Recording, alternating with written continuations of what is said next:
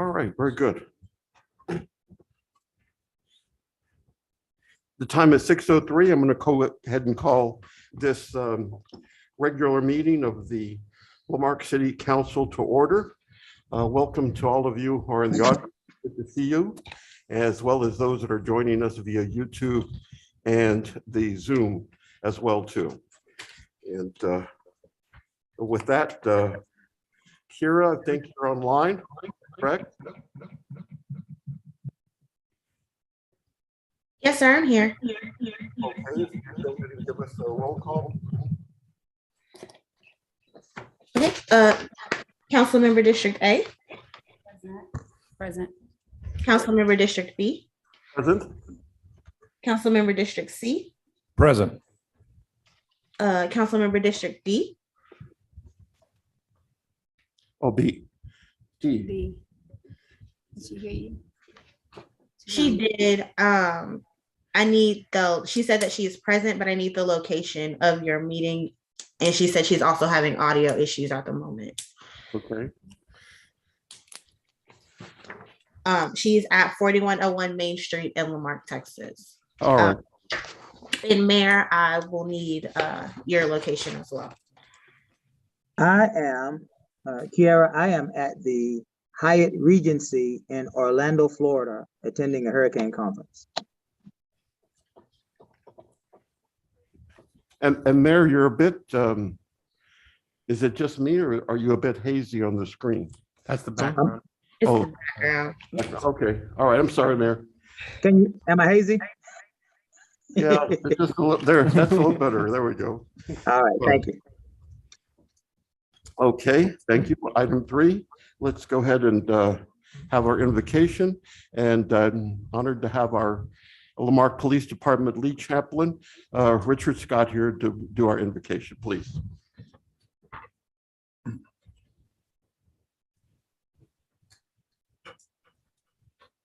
I'm reminded of the psalmist who said, "It's of the Lord's mercies that we're not consumed. For his compassions fail not, they're new every morning. Great is his faithfulness."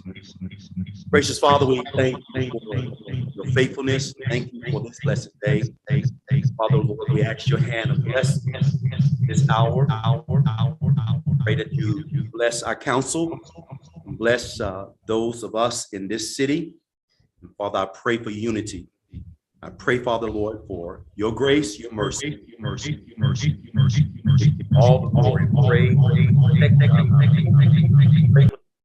The police department, we pray, Father, Lord, for all the emergency agencies, Lord. We pray that you just continue, Lord, to bring us together in unity. And we'll be careful to give you all the glory and all the praise. Bless us tonight in Jesus' name. Amen. Amen. Thank you. And if you would join with me in the Pledge of Allegiance, please. I pledge allegiance to the flag of the United States of America and to the republic for which it stands, one nation, under God, indivisible, with liberty and justice for all. Thank you all.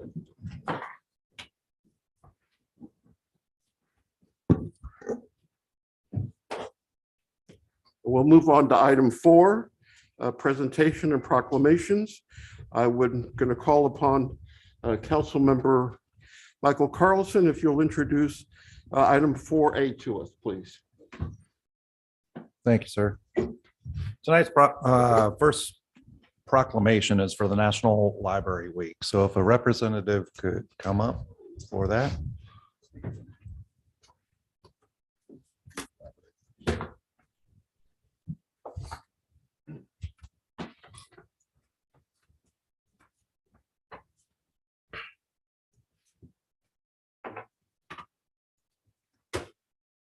Okay, from the Office of the Mayor, City of Lamarck, proclamation. Whereas libraries are accessible and exclusive places that foster a sense of connection and build community, connecting people to technology, providing access to broadband internet, computers, and training that are critical for assessing education and employment opportunities. And whereas libraries offer opportunities for everyone to connect with new ideas and become their best selves through access to multimedia content, programs, and classes.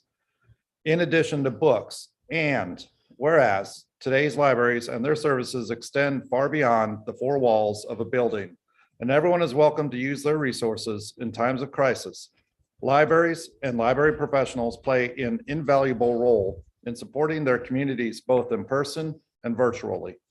And whereas libraries strive to develop and maintain programs and collections that are as diverse as the populations that they serve, and to ensure equality of access for all.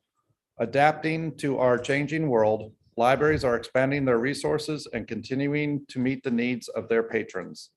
And whereas libraries are the cornerstones of democracy, promoting the free exchange of information and ideas for all, and having long served as trusted and treasured institutions for all members of the community, regardless of race, ethnicity, creed, ability, sexual orientation, gender, identity, or social economic status. And whereas libraries, librarians, library workers are joining library supporters and advocates across the nation to celebrate National Library Week. Now, therefore, we, the mayor and the city council, by virtue of our authority vested by the city of Lamarck, Texas, do hereby proclaim April 3rd through the 9th as National Library Week. In testimony whereof, witness my hand and the seal of Lamarck, this, the 4th day of April, 2022. Keith Bell, Mayor.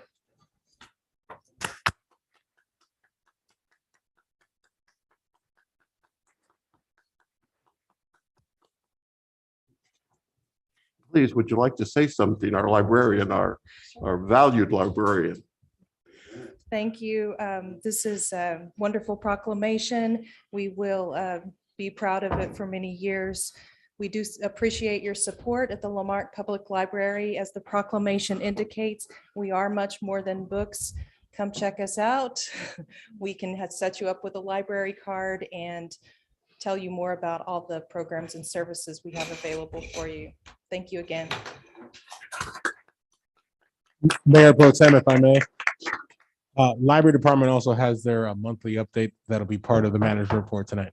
Excellent, outstanding, thank you. So, very good.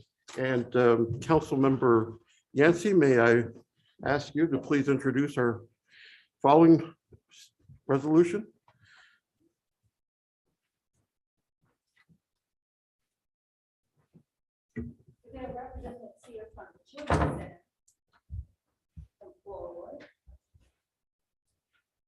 Come on up.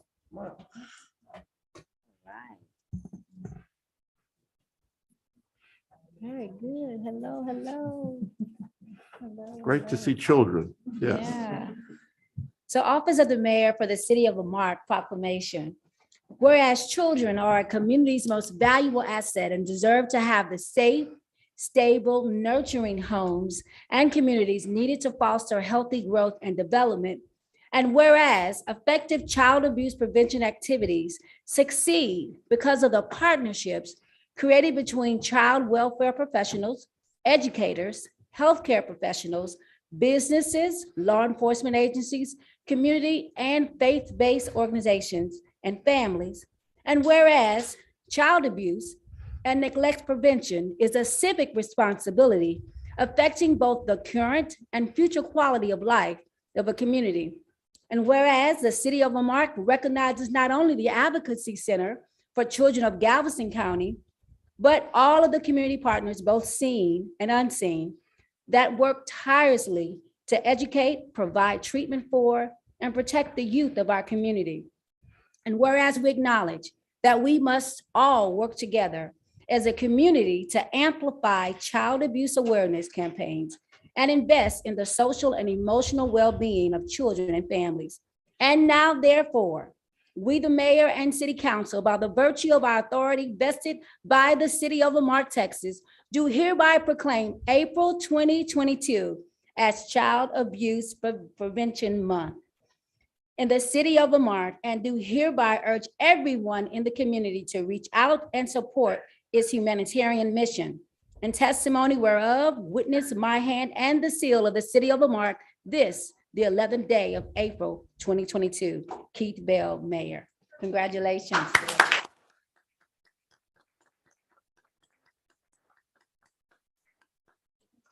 See that for mine.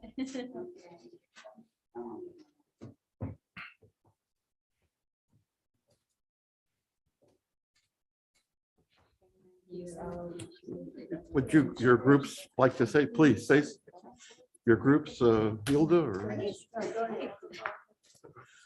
On behalf of the Children's Center, we appreciate your support here in Lamarck, and we will continue providing services, and our programs again are on the website at the Children's Center Inc. But thank you very much for this special proclamation that is very special to us. Thank you.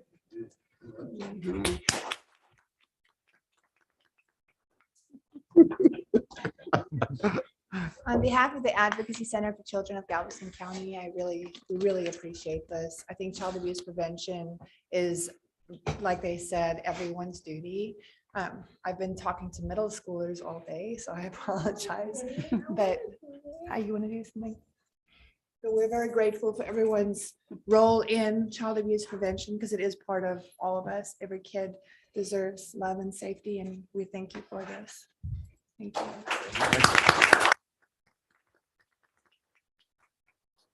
We're very honored to have all of you here joining us this evening. And our last proclamation is for Fair Housing Month. Do we have a group here for fair housing? Chief Aragon, I believe somebody from your department was helping us with that contact.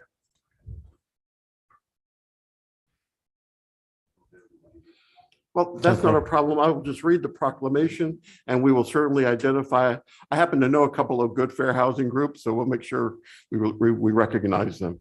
But this is a proclamation from the Office of the Mayor for the City of Lamarck, whereas Title 8 of the Civil Rights Act of 1968, as amended, prohibits discrimination in housing and declares it a national policy to provide within constitutional limits for fair housing in the United States. And whereas the principle of fair housing is not only national law and national policy, but a fundamental human concept and entitlement for all Americans. And whereas the National Fair Housing Month during the month of April provides an opportunity for all Americans to recognize the complete success in the goal of equal housing opportunity can only be accomplished with the help and cooperation of all Americans. Now be it resolved that the Lamarck City Council urges everyone in the community to become aware of and to participate and support the fair housing rules and regulations.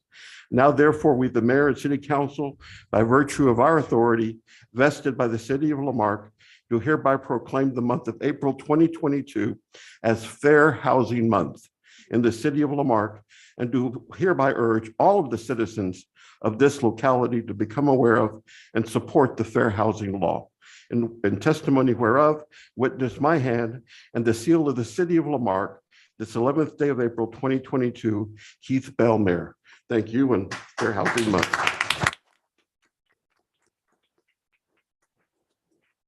Good. So let's move on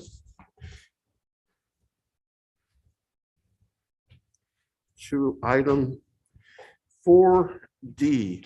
Kira, why don't you introduce this? Actually, Mayor, if I may, on this item, it's just a recap of our day in the life. In an effort of doing so. So each of us will just give a brief summary. We've actually prepared a brief presentation to share with you, a brief video presentation. This is an activity that took place on my technically second day here. I'd like to personally thank all the departments. And with that being said, we'll allow IT to cue that video as a brief synopsis of how that day went. Thank you. A day in the life. Our leadership here in Lamarck exchanged their roles for one day to work in a completely different part of our city to better understand how we operate and how we work together.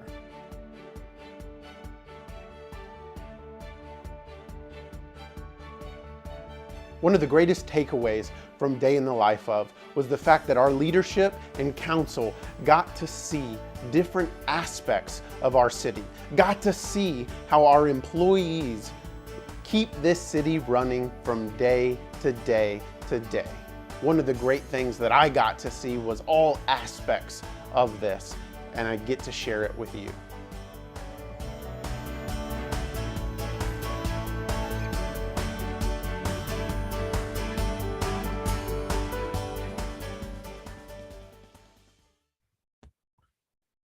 Very good. Thank you. And if I could ask each of our council members that participated in that for their particular thoughts, observations, anything of particular news that you would like to share with our residents as a result of your particular experience. Ms. Yancey?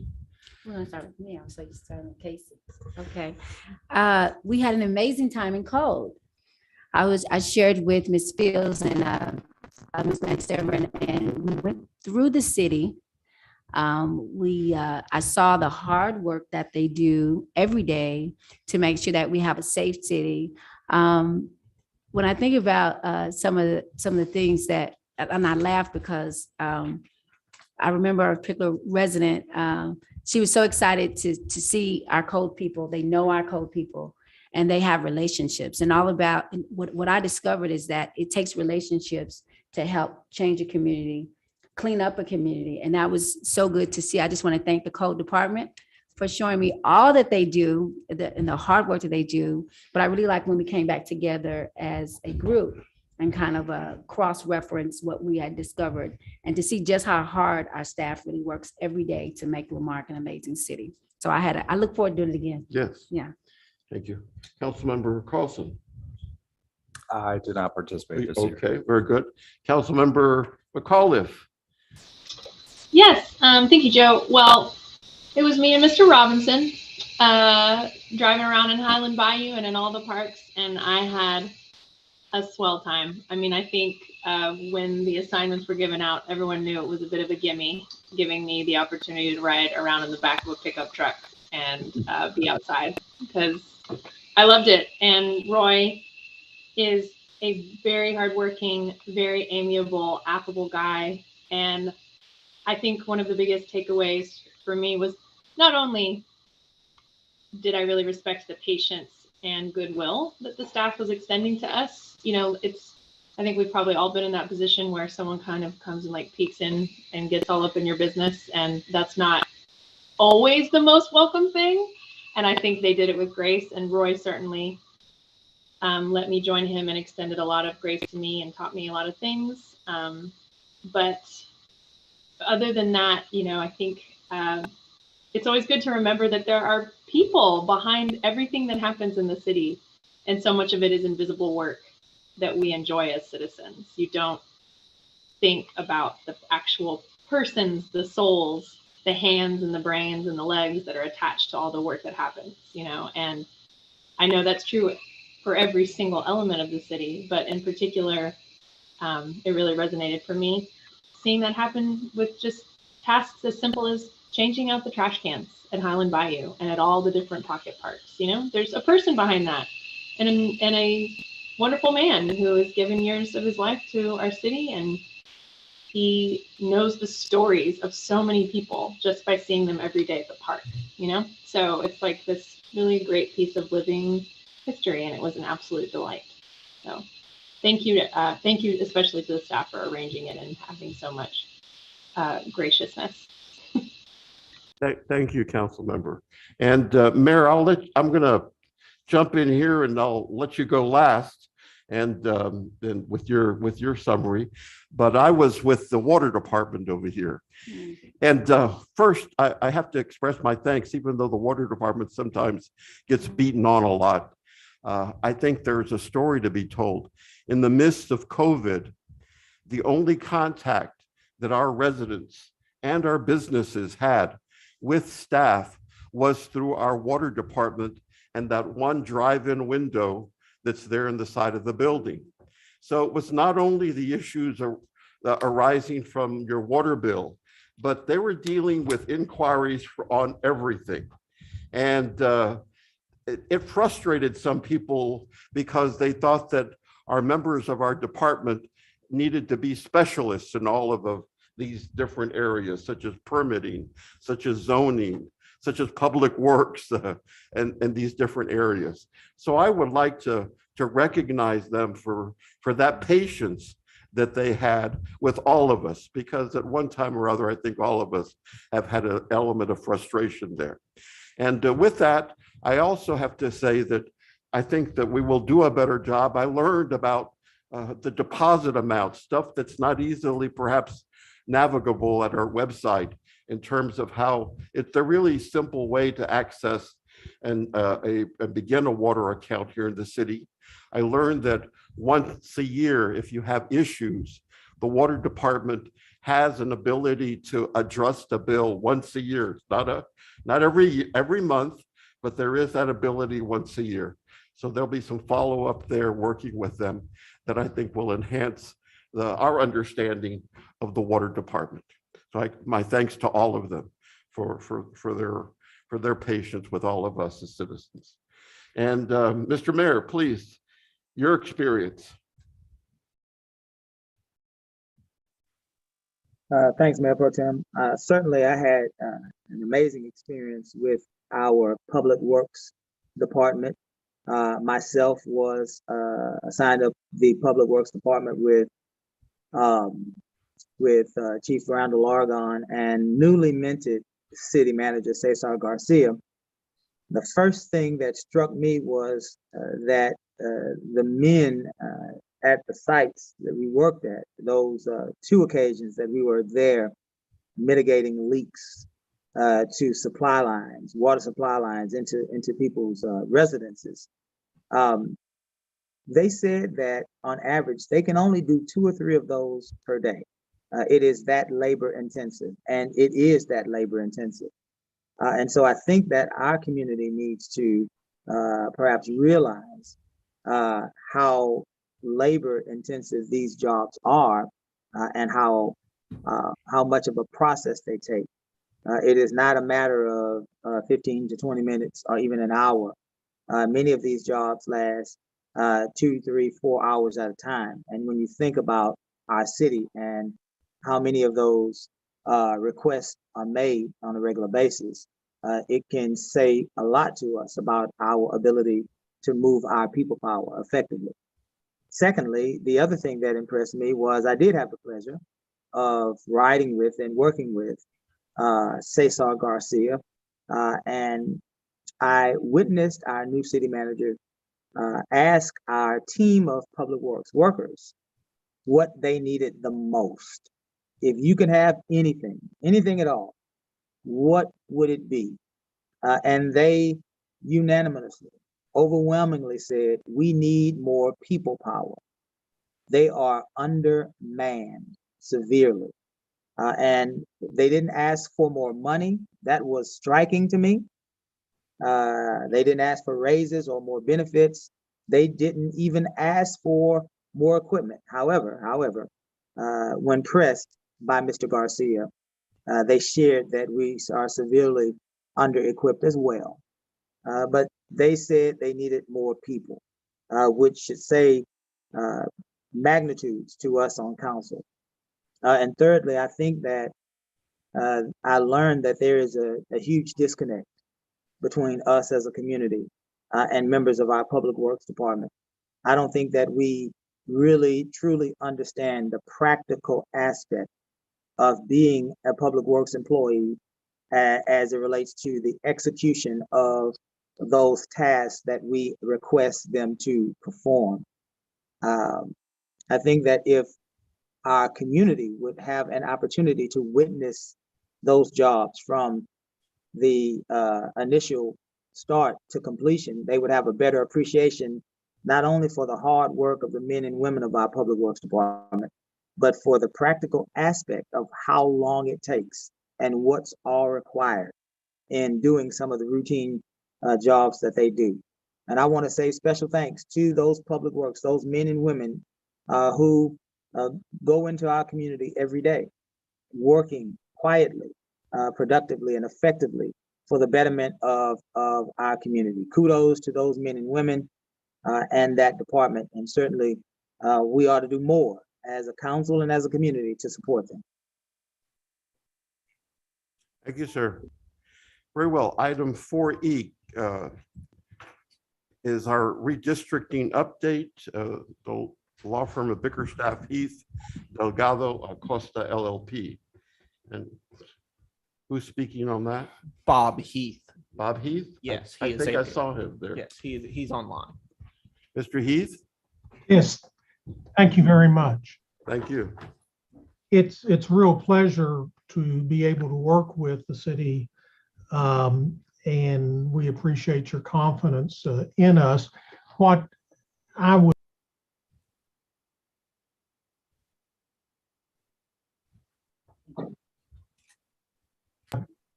was unmuted there. What we will be doing today is what we call the initial assessment.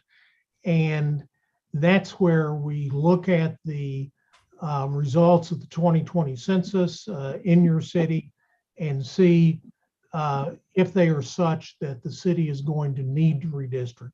If it turns out that the districts are in balance, you don't need to, and we can end it there. But otherwise, it's going to be necessary to go through the redistricting process.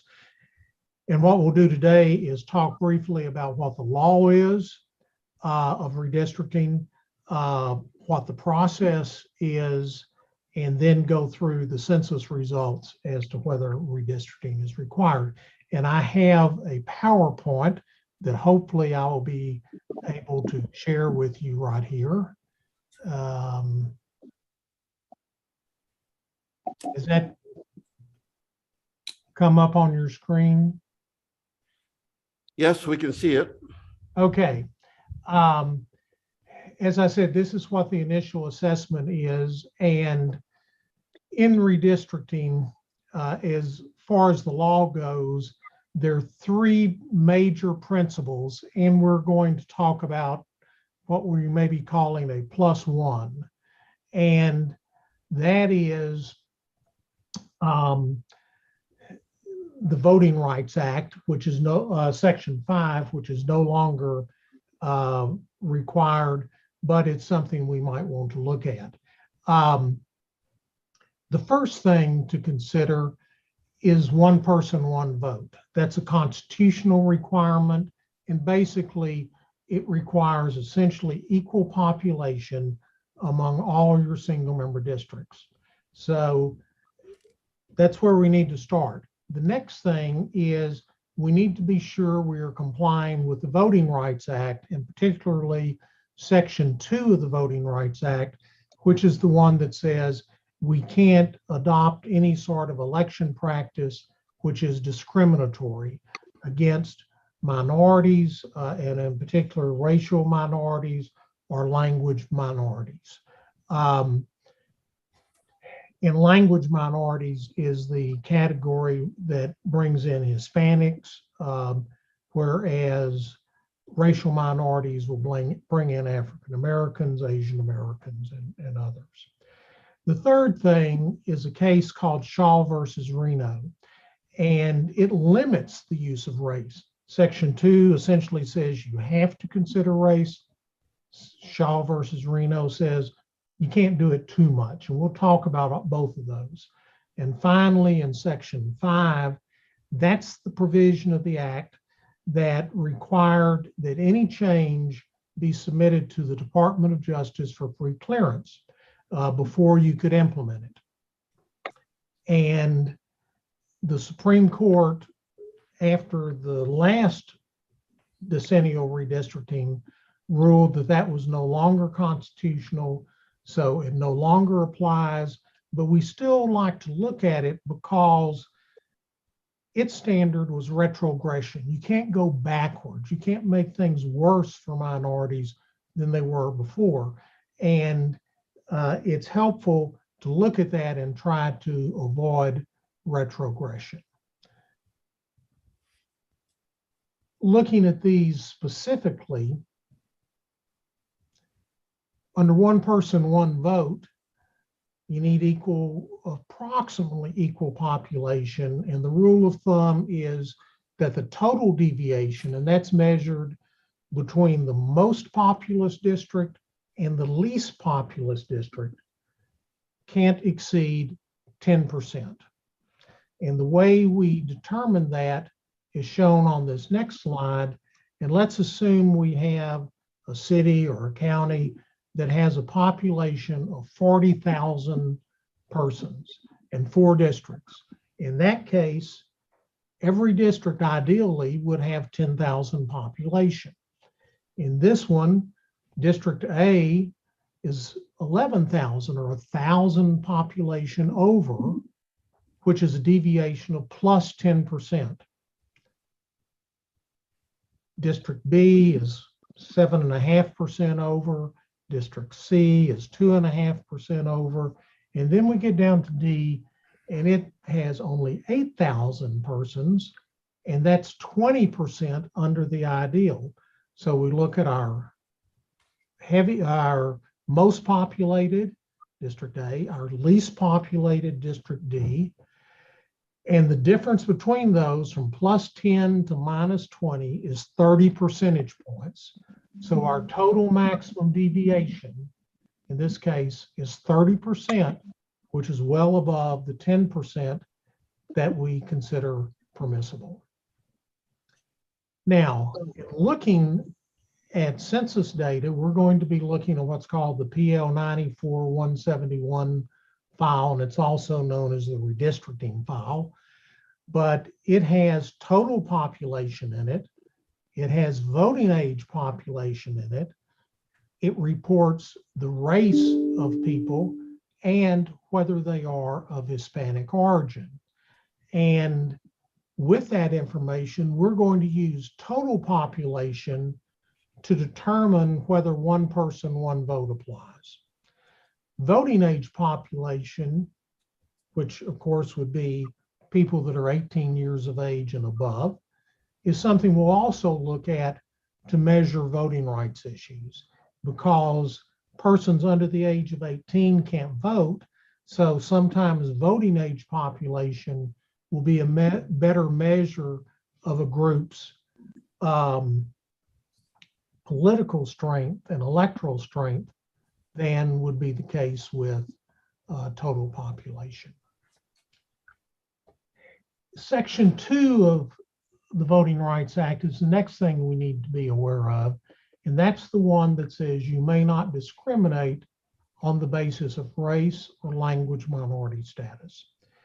Now, generally, that means you should avoid cracking or packing.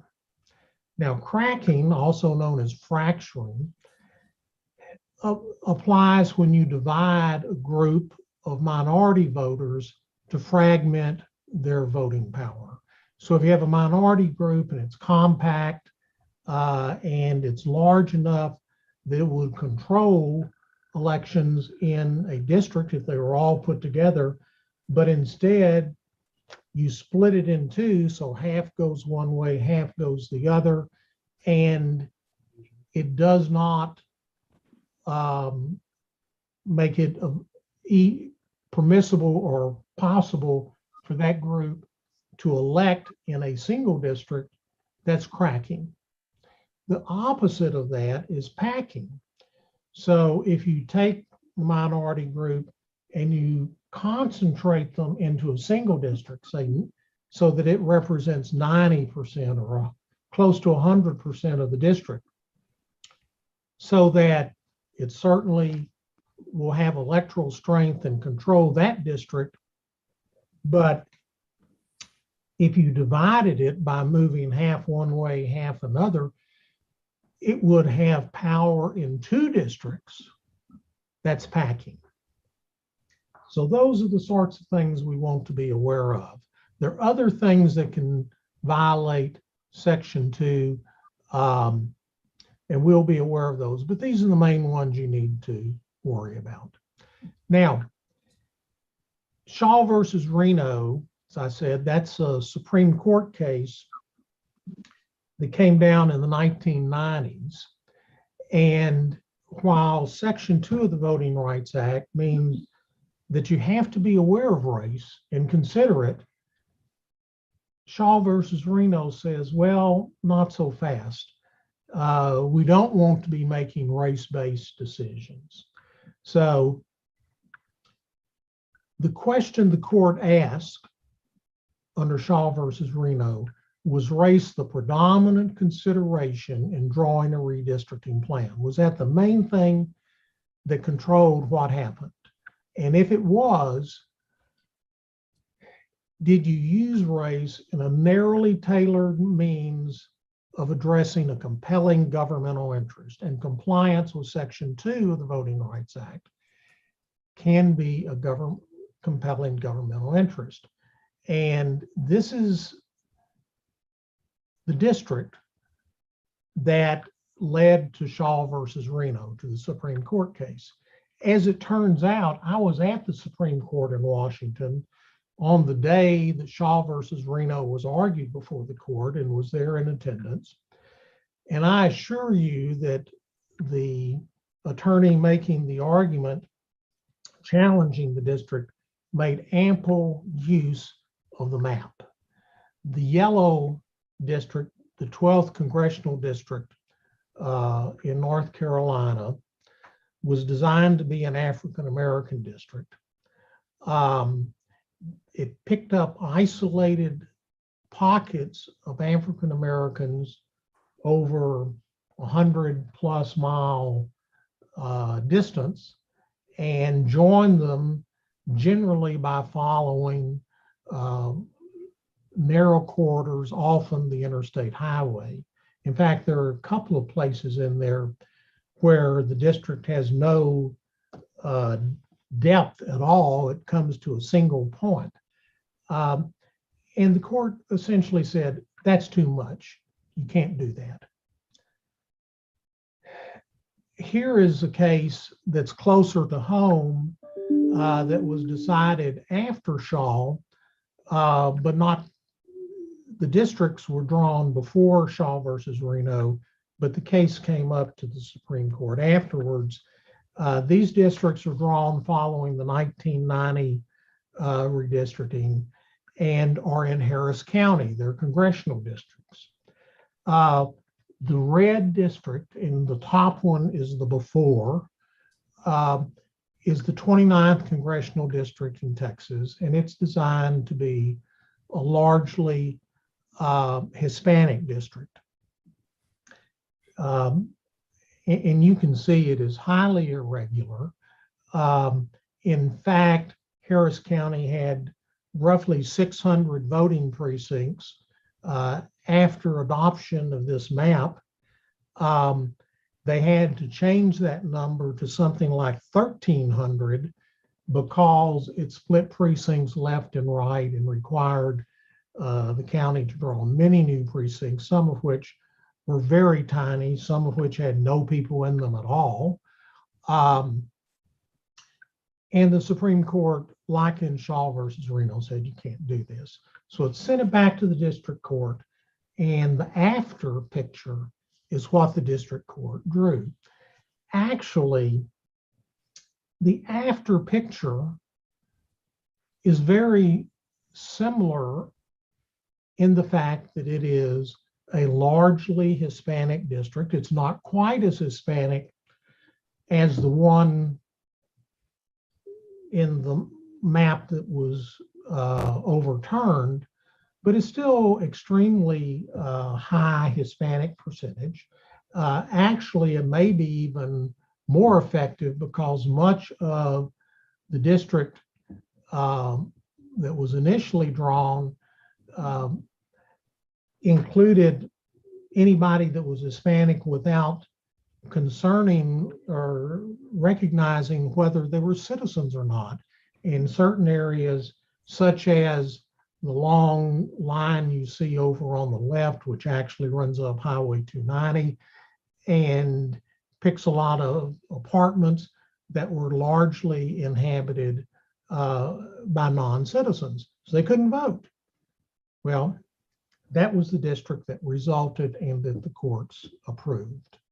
So one of the things is we probably want to be sure that we don't do things that are exceedingly bizarre, or if we do, that we are able to justify them.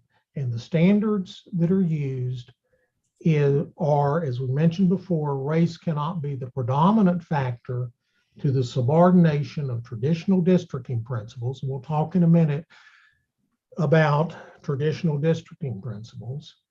We can consider race in order to satisfy Section 2, and at the time Shaw was decided, Section 5, which was in effect at that time. But if we're going to narrowly tailor it, it means that we use race no more than is necessary to comply with the law. Bizarrely shaped districts like those we saw are not unconstitutional per se, and I could give you other instances, including one from the city of Houston that I worked on that were very bizarre shape, but we were able to justify it by following these standards. But bizarre shapes do raise a red flag, so we want to avoid them. Now, as I said at the beginning, there are 3 basic principles and then a +1, which is Section 5. That was the pre-clearance requirement, which said you have to submit anything to the Department of Justice before it could be implemented. Pre-clearance is no longer required as of 2013. Now, the Section 5 standards that the Department of Justice would apply was retrogression. Are minorities worse off under the new system than they were under the old one?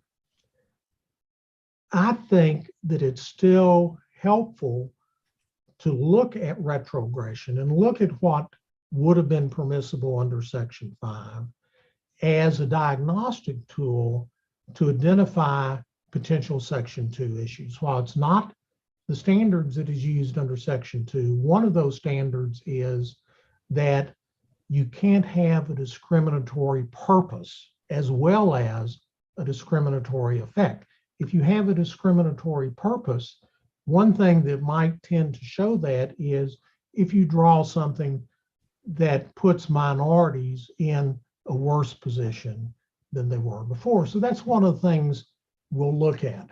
Now, one way to avoid some of these problems is to adopt criteria at the beginning of the redistricting process. In the packet that we provided, we included a suggested resolution or ordinance adopting criteria. And you can look at those criteria and adjust them as you believe are necessary to fit Lamarck's situation. But basically it says the criteria we're going to use are, we're going to use identifiable boundaries when we draw districts. Things like streets or creeks or things that people can see on the ground and know where the district boundary is. We're going to try to maintain communities of interest and neighborhoods and put them in a single district. We want to use whole voting precincts if possible. Now, as a practical matter, in the city of Houston, for example, that is certainly possible because the single member districts are about over 200,000 people, and you can use whole voting precincts as your building block. But in a smaller community, sometimes a voting precinct is going to be too big because as you move it and add it to a district, it's going to cause it to go out of balance. But where we can, we're going to look at whole voting precincts and consider if it's possible or reasonable to use those. We're going to base our plan on existing districts. We don't want to wipe the slate clean and start over from scratch. We want to adopt districts of relatively equal size within that 10% deviation, and that's a constitutional requirement. We want to draw districts that are compact and contiguous so that we don't have one piece of the district over on the west side, another on the east side, and they're not connected. We want to keep existing incumbents in their district. Now, some people Some cities may say, we don't want to do that. We don't want to consider that. And you can certainly decide one way or the other, whatever you think. We often include that because while that can be beneficial to incumbents, it's also beneficial to constituents because it leaves the decision as to whether an individual continue to represent that district with the people, not with the council saying, okay, we're going to draw this person out.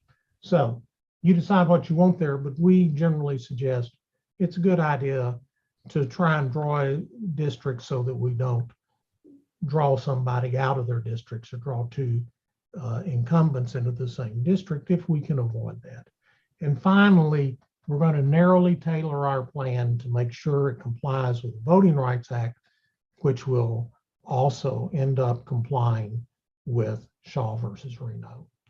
So as we go through this, we want to plan ahead. We want to build a record as we're going along. We want to be aware as we go through the process of our legal obligations and responsibilities.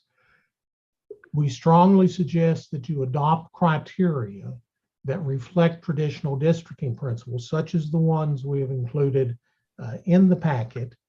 And that includes considering race to meet the obligations under the Voting Rights Act. We also suggest that you adopt guidelines so that people who want to, from the public who want to submit a plan or make a comment, if they want to make a plan and suggest that to the council, we would be happy to consider it.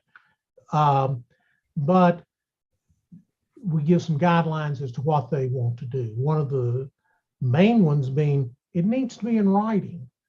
Don't tell us what it is. Give us something in writing so we have that and can be part of the record. Also, if you're drawing a plan, draw all the districts, because if you draw one, whatever you draw there is going to affect everybody else. So you need to look at the plan as a whole. But anyway, we've suggested some of those in your packet. And then as we go through the process, we want to pay attention to the criteria and consider those and evaluate those, any plan in light of the adopted criteria. And excuse me, Mr. Bob Heath here. Sorry to interrupt you.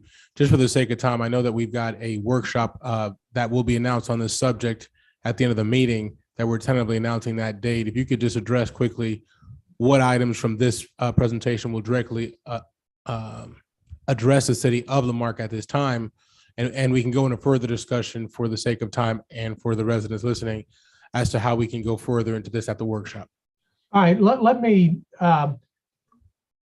in a workshop, we would suggest having the council end up drawing districts. We'll present those, have a screen you can see, and you can see every change you make, what it impacts and what effect it has both on the racial and ethnic balance and on the population of each district. As we look at your existing districts, and here they are, you're familiar with those, and in your packet, we have much more detailed maps for you. But here's the total population. 4 districts. You can see that the biggest district there is District B. And by the way, this shows them as 1, 2, 3, 4, because that's what the software does. But 1 is A, 4 is D, etc. District 2 is the largest district. It's 26.28% overpopulated. The smallest district is District 4, which is 21.43% underpopulated. The total deviation is 47.71%. So we absolutely are going to want to redistrict to avoid having the city liable to a suit under 1 person, 1 vote. Basically, District 2 is going to have to give up population, a significant amount of population. District 1 will probably give up some, and District 3 and 4 will be receiving population. The voting age population is here. You can see what the racial and ethnic distribution is. District A, very heavily Black. Also, District D has a significant African-American population. Hispanic population is pretty much spread around the city. There is no substantial Asian population. Here is where, in this case, Hispanics in the city reside. And you can see it's pretty well spread throughout the city. And here is the map showing the residences of the predominantly African-American population. The darker the color, in this case green, on the map, that's the heavier concentration. So basically, those are the things we would be looking at the workshop. Once you schedule that, we'll be prepared to go and get the show on the road. If you have any questions, I'm happy to answer them.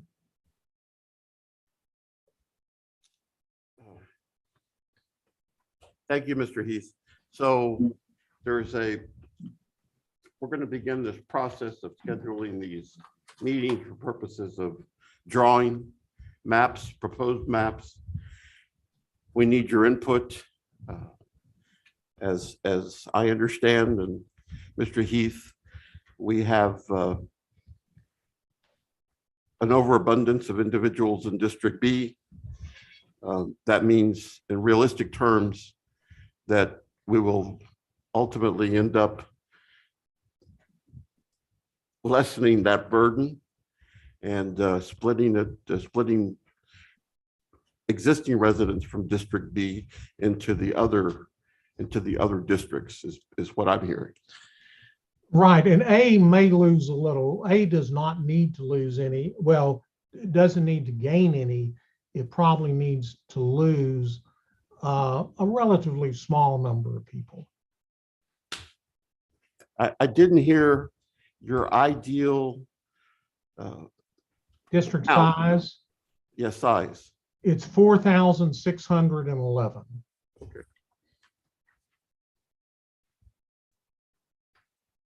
District B is about 1,200 over that. Okay. Council members, any questions for Mr. Heath? I'll wait for the workshop. No, sir. And we are prepared to announce that tentative date at the end of tonight's agenda under new business. Once you decide and have the city attorney or someone contact me, we'll make sure that we can be available on that date, and if not, we'll work with you in that regard. Councilmember McAuliffe, you had anything to say? No, I definitely will wait for workshop. Thank you. Okay, and Mayor, anything from you? Yes, sir. All right, very well. Thank you, Mr. Heath, for your presentation. Okay, thank you very much. Thank you. Let's move on to item 5, public safety, 5A. I will. Yes, Mayor Potem, we have several public safety reports. We moved this item up on the agenda since we have our citizens here who would like to speak, but in the importance of public safety, we decided to move this item up with your blessing so that they have a moment to hear that before everybody gets a chance to speak. So the first item we'd like to bring to your attention is our court, from our court division, our 2022 Warrant Resolution report. Our City Marshal, Mr. Washington, if you could please prepare your report. Share your report, excuse me. Good evening, everybody. Good evening. Oh, I'm sorry. If I may, you've also received handout displaying what this information is. For the sake of the public, I will also place a copy at the back of the council.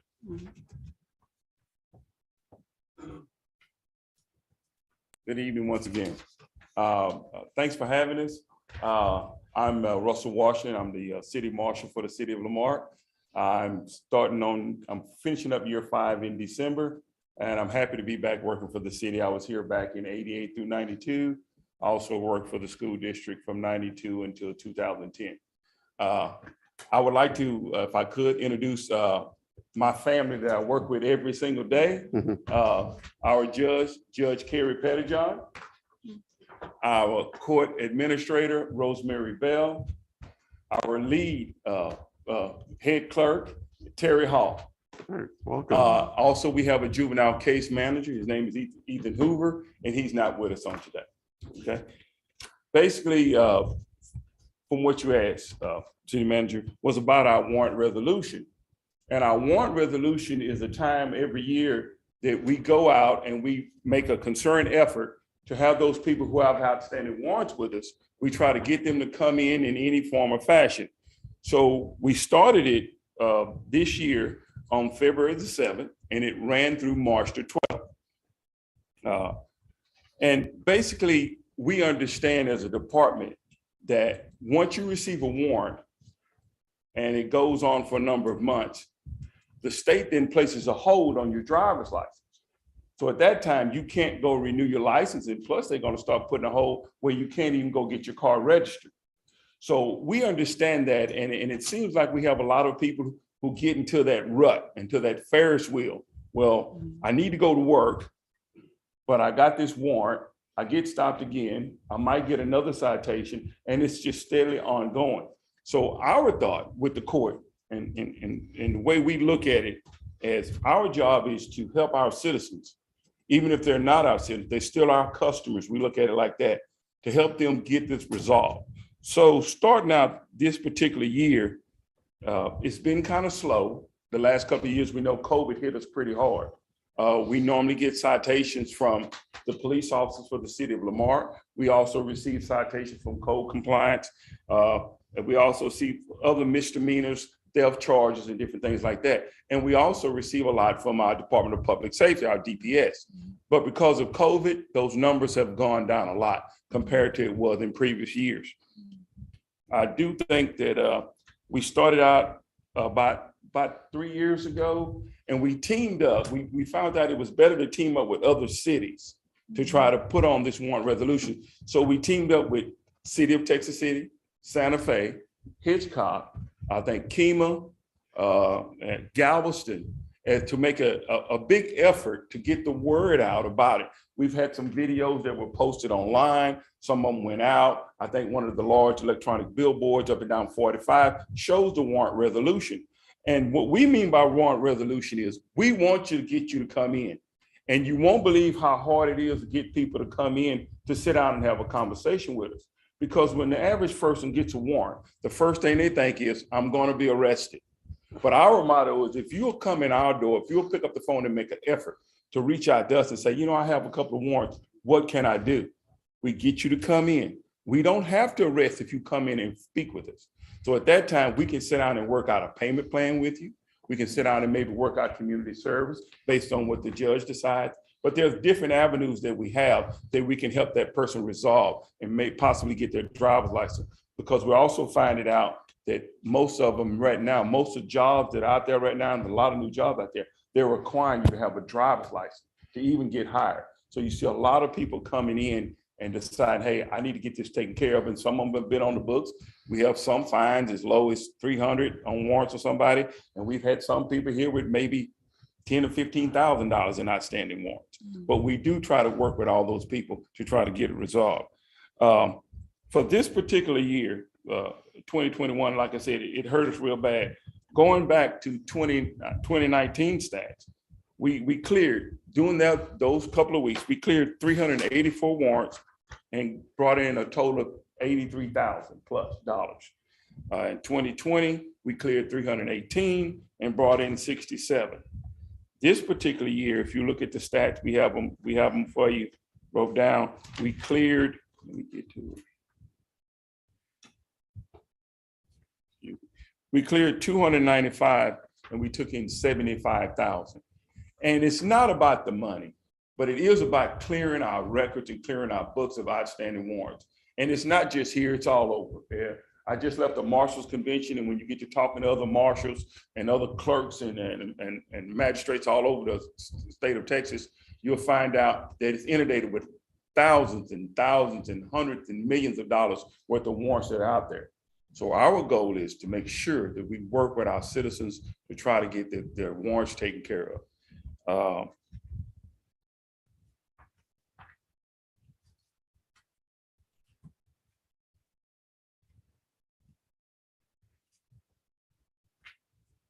So I'll give you a little insight on my daily job. Let's say they have somebody in Texas City Police Department. Our dispatcher probably will put a hold on that particular person because he has outstanding warrants with Lamarck.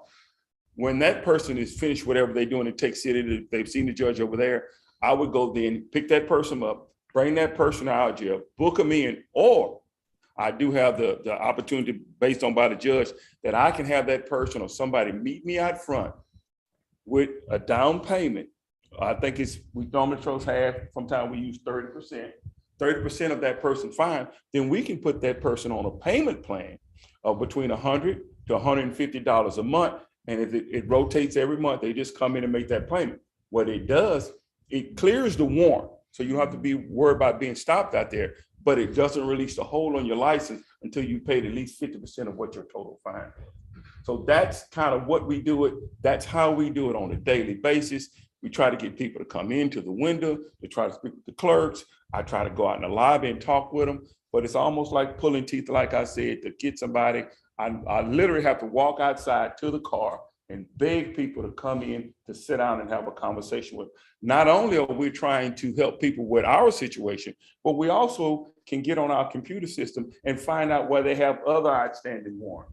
And hey, this is the number you need to call. You have 2 here in Baytown. You have 2 in Lake City. Call this number and see if you can work out a payment plan or come up with some kind of effort to get those taken care of also. But that's basically what we do. That's basically what our warrant roundup was about. We had good luck. I don't know what the total was for all of the county this year. But I'm not sure. It might have been 250 to 300,000 that was picked up by everybody who participated in the warrant roundup in the county. And the clerks do a fantastic job. Rosemary does a fantastic job putting this all together. Also, because of COVID, we tried to do, get on the Zoom and get on the web and have inter-office visits where we can sit there and have people pay online. They can sit in Zoom meetings and speak with the judge and still try to get their fines taken care of. We also have community service that we do. We have the cleanup, I think Clean Lamarck program that Chief Aragon produced and everything like that. We also can have people who might get community service. They can do their community service time, maybe at our maintenance barn to kind of help clean up there. They can do pressure washing, some of the sidewalks and driveways that we have that the city owns and other areas like that. They also can do it at any nonprofit organization as long as we try to make them stay in the city of Lamarck because we do want their help here. Any nonprofit church, Salvation Army, any food banks, anywhere like that is where a person who gets community service can go and do that community service. I'm about at the end, so any questions? Thank you, Chief Washington. Questions? Council members?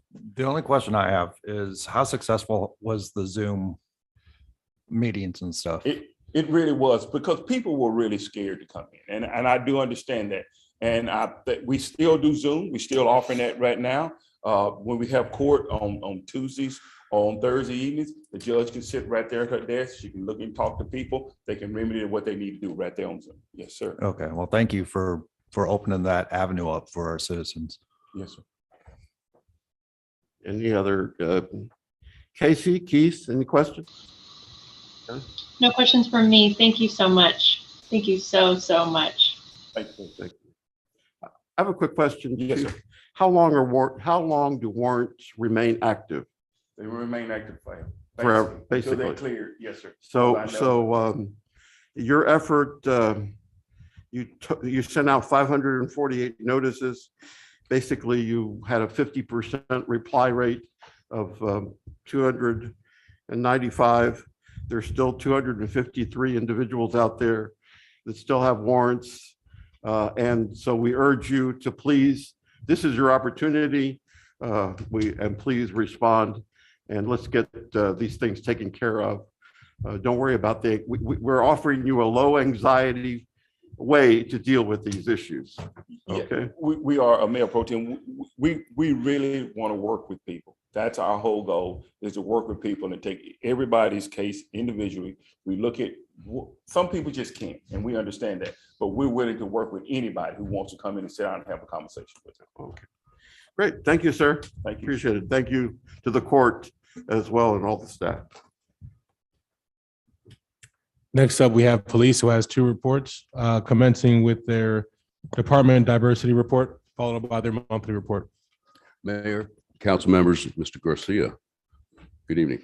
I have three reports: a diversity report, crime rate report, and finally a council district report where the crime is being committed. First of all, on the diversity report, you should see that up there. Thank you, Vinny. You'll see on the right side, this is officers, the percentage of based on race or ethnicity. Key thing is at the bottom of the report, percentage of officers that are African-American, 11%, and the city's demographics is 31%. So we're not meeting that at this point. We're doing the best we can. Officers that are Hispanic, we're way above that, by 2%. 31 is the city. We have 33% of our staff that are Hispanic. Females, 19%.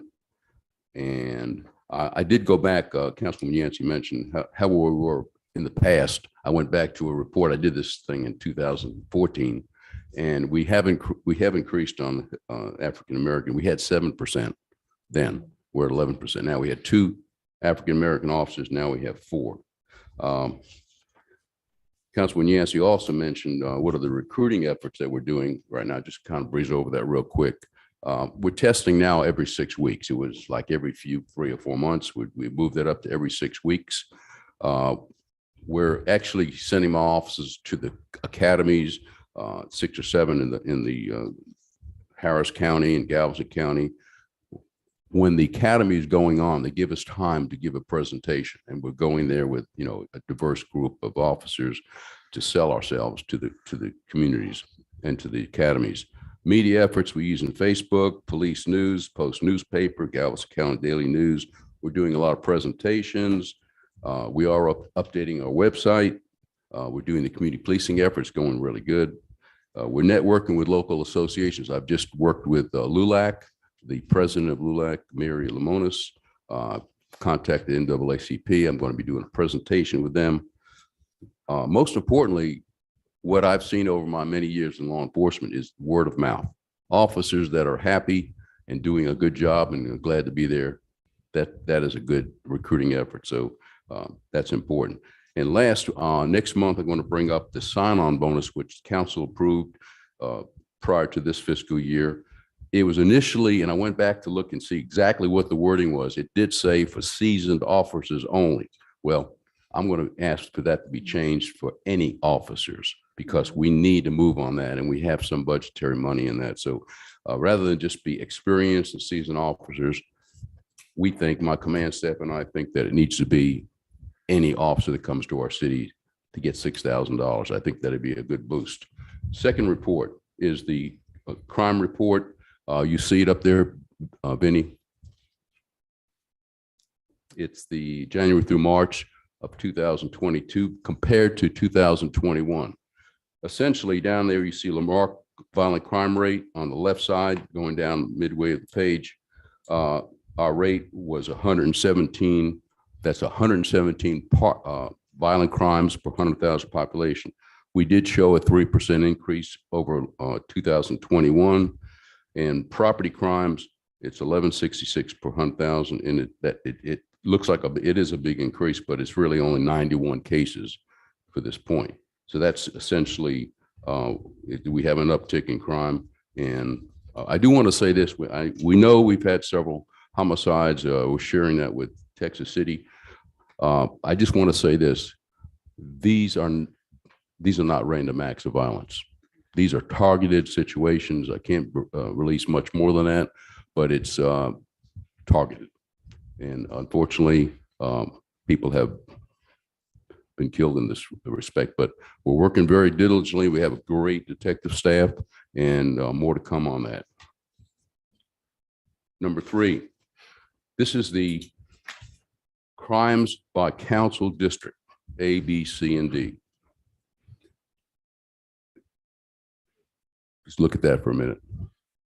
District A, for instance, aggravated assaults, 86% of the aggravated assaults, which are crimes, assaults that could result in hospitalization, occurred there. And I added them up on the upper graph. There were 22 in District A, total crimes, Part 1 crimes. B was 15, C was 6, and D was 20. So we got that. That's pretty. We developed that over the last few months to show you how the districts are performing. So with that, any questions? Yeah. How many openings do you have right now in our department? Police officers? Police officers. We authorized 39. We have 36. We have 3 short right now. And we've got 2 that are being going through the interview process at this point. So we're doing pretty good on that. I have a couple of questions for you, Chief. Yes, ma'am. Mainly, I first want to say I'm very happy to see this trio of reports. I think this is great, and I know we've seen a little bit of this in the past, and I'm looking forward to us seeing even more refined reports going forward. And that's my main note for you, is particularly in the comparisons of stats between 2021 and 2022.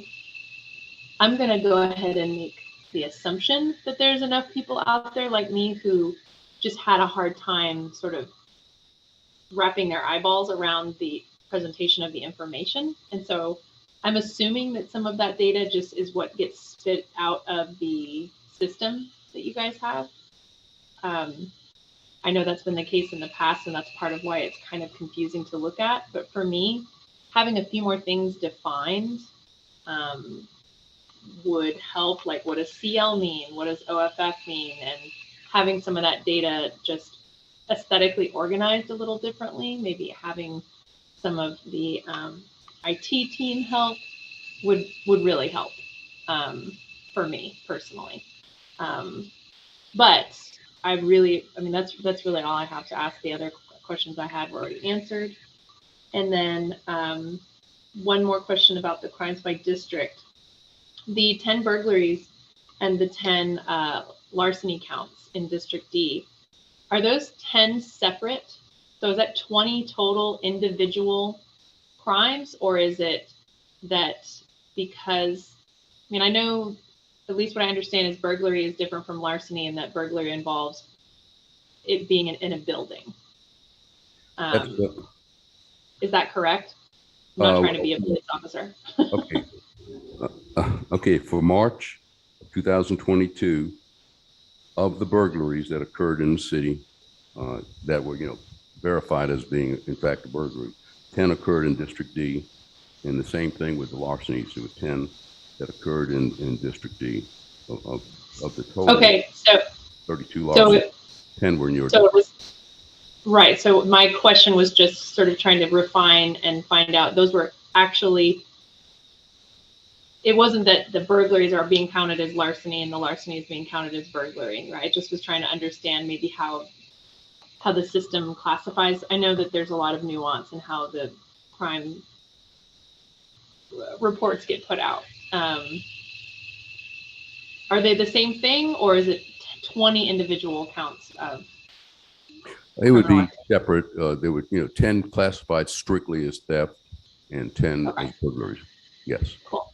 Yeah, Thank you. A theft could be of a bicycle, or it could be somebody had a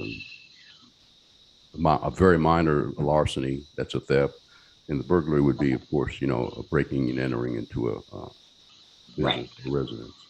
So yeah, that's and these, when you say crime rate, I think I mentioned this many times. When they say crime rate, these are the crimes you're looking at. It's not fraud or bad checks, or stuff like right. that, or a house that's been, had graffiti on it. These are the crimes that when we say crimes up or down, we look at in the state and federal. So that's why the report's that way. Thank you, Chief. You're welcome. And I just want to say this before I step down. Of all these crimes that are happening lately, we really, I thank Councilman Yancey again for having a Stop the Violence event. What we really need to come forward, and I'm going to add to this great saying that's put on by FEMA and Homeland Security. If you see something, say something. But I want to say this: if you see or hear something, you need to say something. Many of these crimes, and Chief Smith had a great letter to the editor a few months ago. We all remember that. And he was basically saying, you need to come forward and say something. We've got people that are being shot and they have no idea. We know better who did it. So I want you to come forward and report it to Crime Stoppers or the police or me. You know my phone number, you know my cell number, you know my email. You got to solve these. Help us, help the community. But quit having this amnesia effect. We need to come forward. Any questions? Let me know.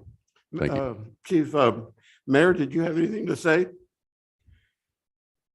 Still with us? I don't know. Mayor? Well, if he comes back. Can you hear me now? Can you hear me now? Yes, sir. Okay.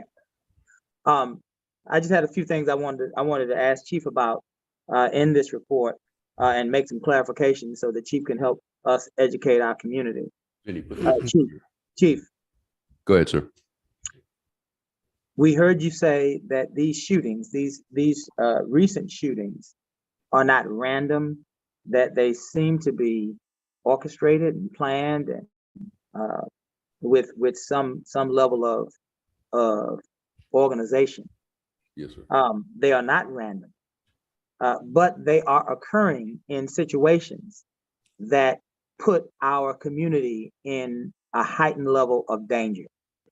For example, it sounds like there was a person, according to news reports, that was shot on the freeway on I-45, and I assume that you're suggesting that this shooting was not random. However, it was done on a freeway. It sounds like the vehicle was moving. And perhaps there could have been other Lamarck residents driving on that same freeway. So while the act was not random, it certainly puts our community in jeopardy. The young man that was shot previously on Virginia Street, who was apparently an innocent bystander. Again, sounds like, according to what you're saying, it was not random. However, there were innocent bystanders that were affected even to the point of death. And so we need to make sure that our public understands that these things are not random, but they have the potential to impact our lives in a very, very tragic way. Number one. Number two, I want to be clear. This 3% crime increase, so that nobody is misunderstood, this 3% crime increase that you are sharing with us is an increase from the first quarter of 2021 as it relates to the first quarter of 2022. Is that correct? That is correct. So this is a snapshot of 3 months. Right. Yes, sir. So this can be consistent with our declaration that violent crime, before these last shootings was down 28%, and property crimes were down 19%, because that was a snapshot of an entire year. Is that correct? That is correct.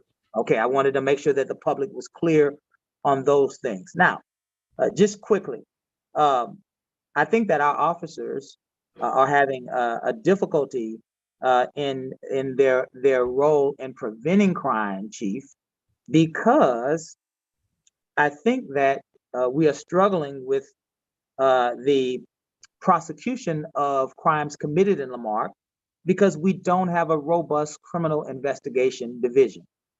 In fact, and I just need to tell our community, because it's time for us to get real and truthful on some of these things. In fact, there is only one member of our what we call evidence collecting and retention team. Is that correct? Can you repeat that again, sir? I missed the last part. Basically, and I'm paraphrasing, Chief Sergeant Gene Crow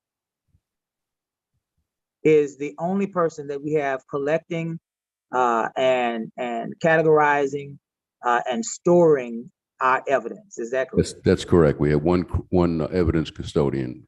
Yes.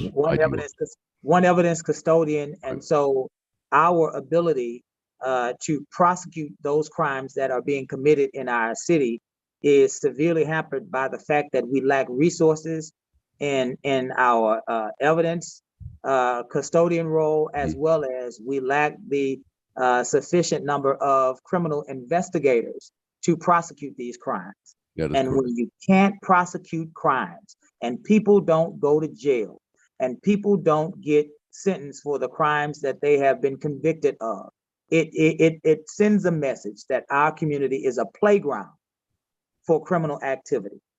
Exactly. Last thing I want to say, and then I want to ask you a question, Chief, is this.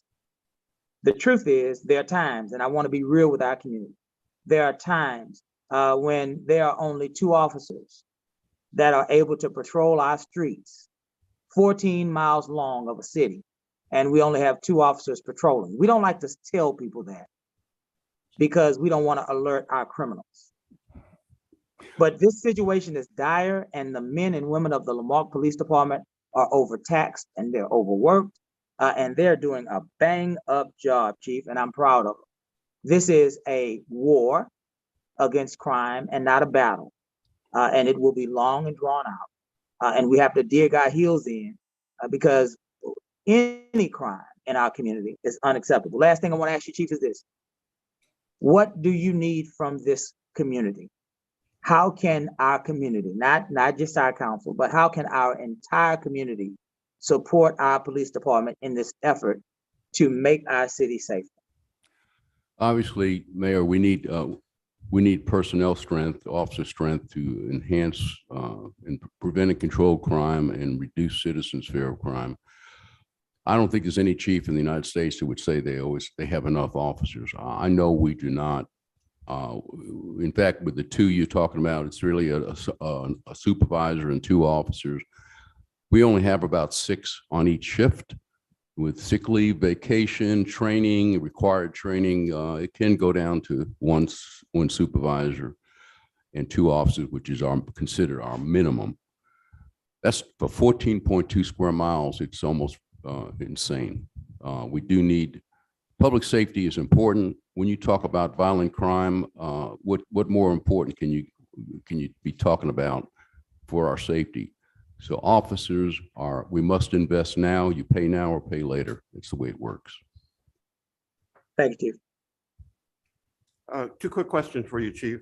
Number 1, I don't need it now, but I'd like to know what the average dollar amount is of the 1,166 property crimes that were committed during this period. That 3-month period? Yes, sir. And the second question is, I would like to know of I think it's really just in general, how many of the crimes that we reported are directed at citizens 60 and over?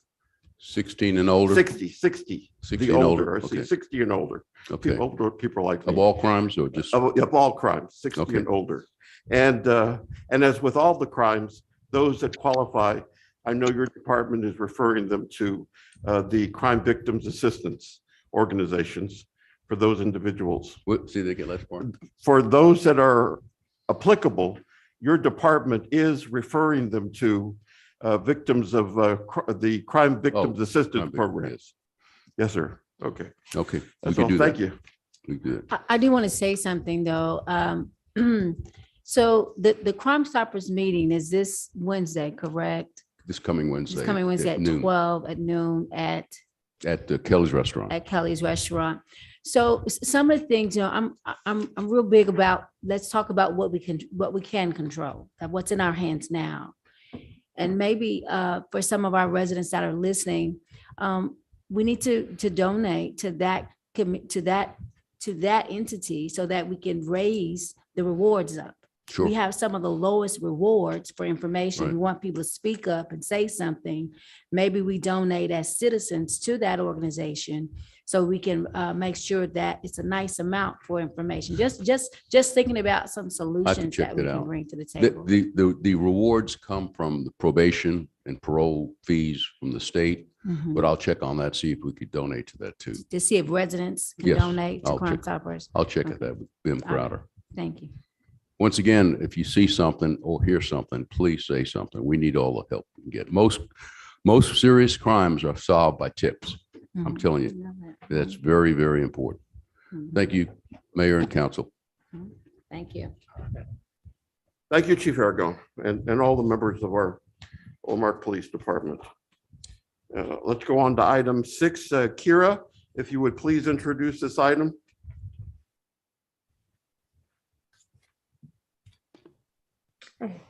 Item 6 is citizens' participation. You'll be limited to 3 minutes per person. Comments from the public will be heard at this time. Any person with city-related business who has signed up may speak to council on a specific agenda item, limited to 3 minutes. You should give the council your name and the item you wish to speak about. In compliance with the Texas Open Meetings Act, the city may not deliberate on comments. Personal attacks will not be allowed, and personnel matters should be addressed to the city manager during normal business hours. If you're on Zoom, press *6 to mute or unmute. If you're participating by telephone, press the unmute button if you're attending via Zoom on a smartphone, tablet, computer, or you can stand if you're attending in person and they will call on you in turn. At this time, was there anybody on Zoom who was wishing to speak?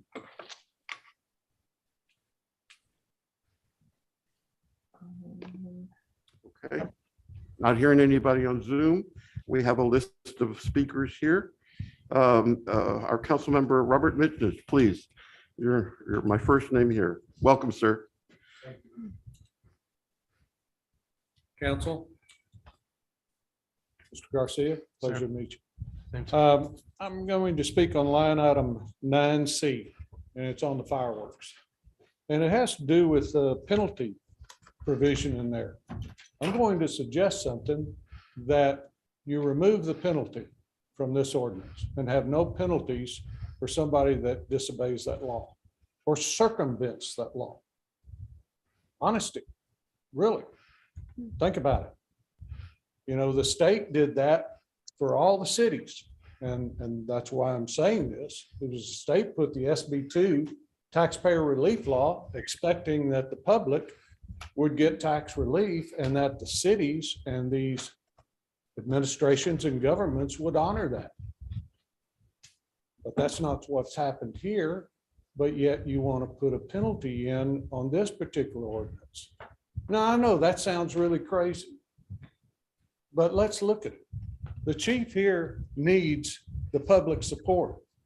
And if the public can't trust this administration to provide them the tax relief that they so sorely need, that all of us need, and everybody is clamoring for, you know, then what other ordinances are going to be disobeyed?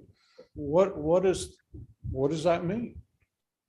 You know, when you find a loophole around a law, it doesn't make it right. It doesn't make it moral. It doesn't make it moral, but it does make it highly unethical. That's all I've got to say. Okay. Thank you. Mr. Mayor Pro Tem, point of information. Yes, There sir. is no, there has been nothing. Gus is available.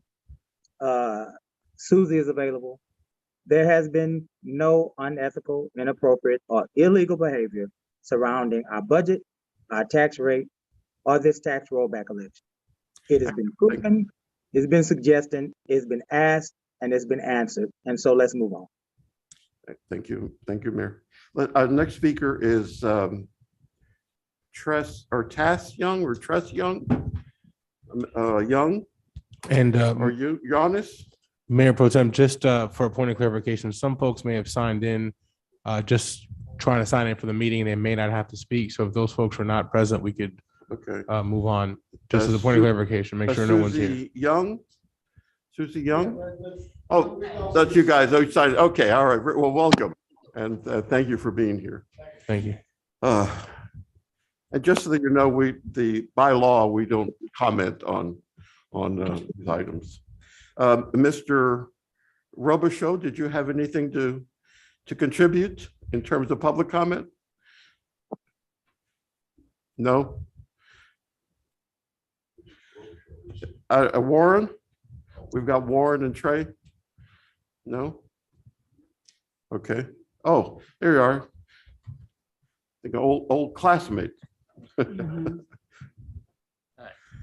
Council, Mayor, I'm Warren Robichaud, and I'm one of the individuals working with Chief Argon on the Keep Lamarck Beautiful Commission.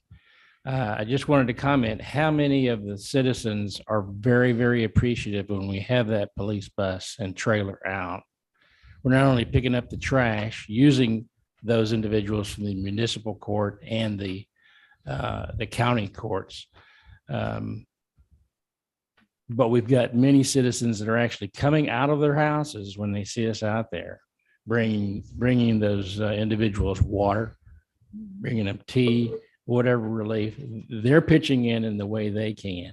Whatever support that we can give that effort to keep the committee, keep the city clean would be very much appreciated. And there's a lot of other ways that we can help. We're not only finding trash, but we're finding dead animals here and there. Just about every Saturday that we go out, there'll be a dead animal in a ditch. We might want to put out some kind of a word that anybody can call the Galveston County Animal Control and have those animals picked up. That's not a real healthy situation. We don't need to wait for the first and third Saturday to get that done. I just appreciate the opportunity to work with the city and work in that endeavor. Thank you very much. Thank you. See you, Mr. Roja. Delon DeVos? Devon? No? Okay. David, yes, sir. Could you pronounce the last name? Dumbrell? Dambrell. Thank you, sir. First, let me say, I think in history, I think I'm probably the second youngest federal marshal that was ever hired. And even my time overseas as a security contractor, I even got the Civilian Medal of Valor. But never in my life have I ever seen or heard somebody in such a position ever say we only have one investigator working for an entire city, or even two officers working on patrol publicly for an entire city. That is, please rethink that one. That's outrageous. Regardless, Mayor, Ms. Yancey, and Mr. Argon. I'm a process server right now, and I have these papers for you guys.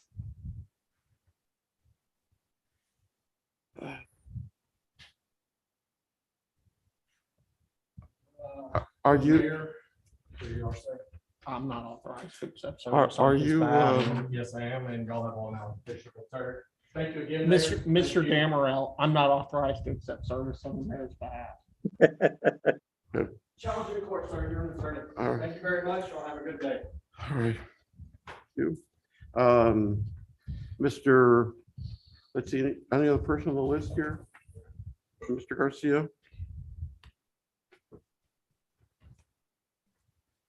Oh, this one, Mr. Richard Loftus? Richard, I'm sorry, Richard. Richard, I apologize. Good evening. Yes. Yeah, I'm Richard Loftus, 309 Johnson Street. I'm here on behalf of the Keep Lamarck Beautiful Commission. Got somewhat of a prepared statement here. So on behalf of the Keep Lamarck Beautiful Commission, some members, we want to express our displeasure with the choice that was made for Mr. Loftus, I'm sorry to interrupt. If you could pause the timer here, if I may. I believe you're about to speak on an item that is up on your next agenda or to discussion. And Gus, if I may, like if I'm speaking within the purview, any items such as this need to be brought up first to their board and then forward, or correct me if I'm wrong there. Yes, generally it would be brought up to the board first, and then they could, if the board wanted to speak to us, they could speak me to how the you wanna do council it. or. Not to since interrupt you, but I understand that there may be a situation related to that board that this council will later have to hear, and in doing so, would it not have to follow that purview first? I would think so. Just very clear, you're not speaking on something that is an action that you're here with the appointment by the KLMB board. Is that true? Technically, yeah. Okay, so it's not a board action, so I'll leave it So, up to you. and then further to We clarify, haven't made no decisions on that. but is the item that you're about to discuss going to possibly be a item that's brought to the council? Yes. So under that purview, I believe it has to go through board first. Correct me if I'm wrong. Yes. Gus? If it's a board action, yes, generally that's how it would be done. Just because I don't want it to circumvent whatever process needs to take Okay, place. so we'll handle that and then I'll come back. I Is that believe, what you want me to do? that's a course of action. Not that I want, I just want to be, No, it's we just, I wanna be in think compliance. that's a compliant way to follow through on. Yeah, but before the board, if you're gonna speak on behalf of the board would need to act. So let's just wait, because I could perhaps speak as a citizen, but then that wouldn't work either, right? Well, technically, since you're a board member, that would be a conflict, would it not? Okay, so let's just scratch that and then. And then we could bring it up at a We'll later bring it time. up And if you again. like, we could probably make ourselves available to have further discussion Let's on do it that way. Guy. All right, thank you. Thank you, sir. Thank you, sir. Thank you. All right, very good. Any other speakers in the audience? Very good. Let's go on to our item 7, which is our minutes. And having said that, I'm here to entertain a motion to approve the minutes as a whole. So move. Second.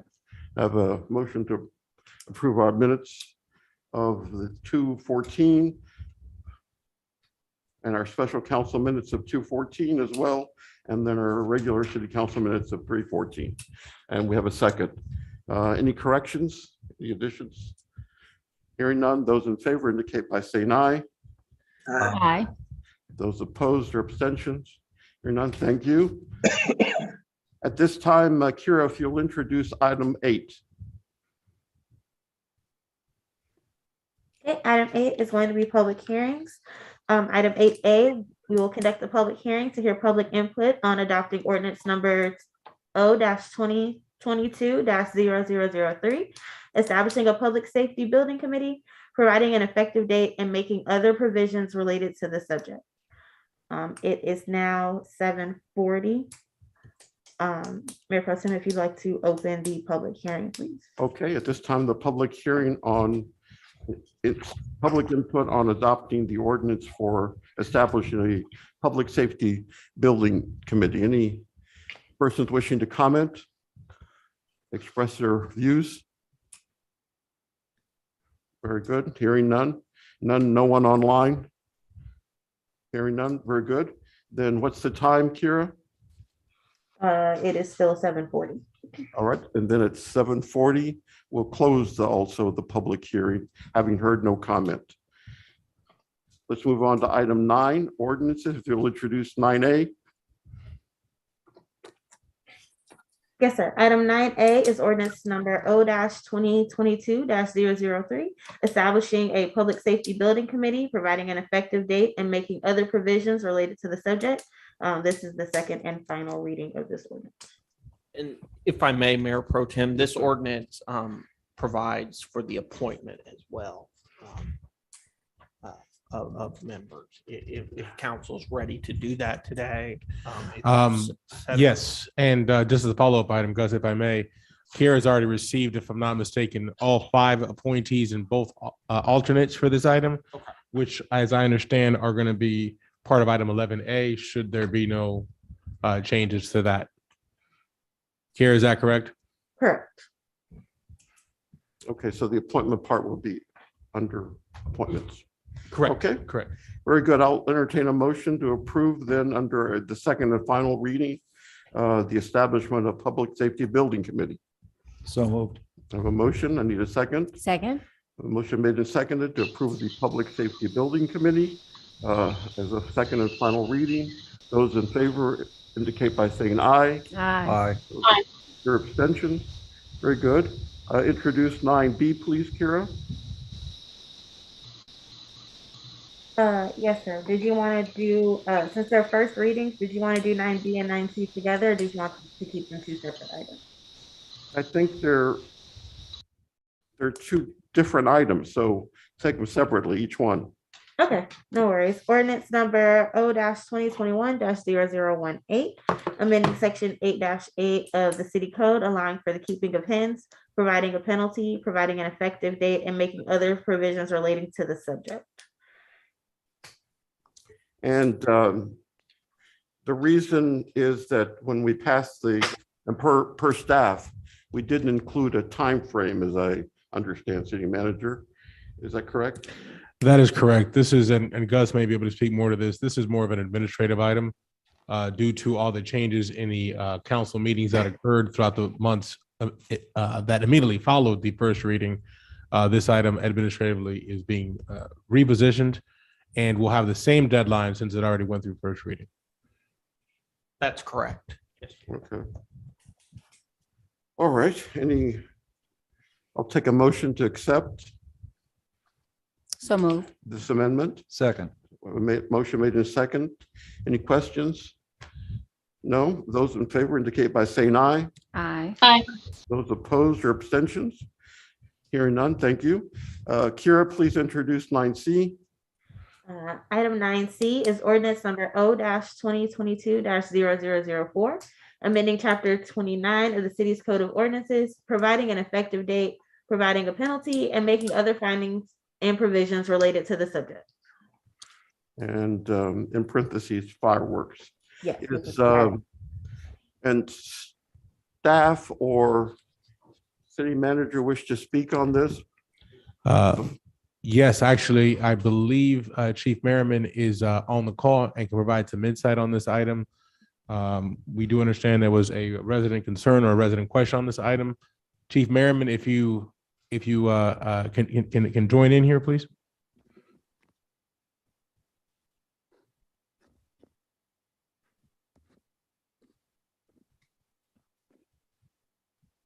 All right, good evening.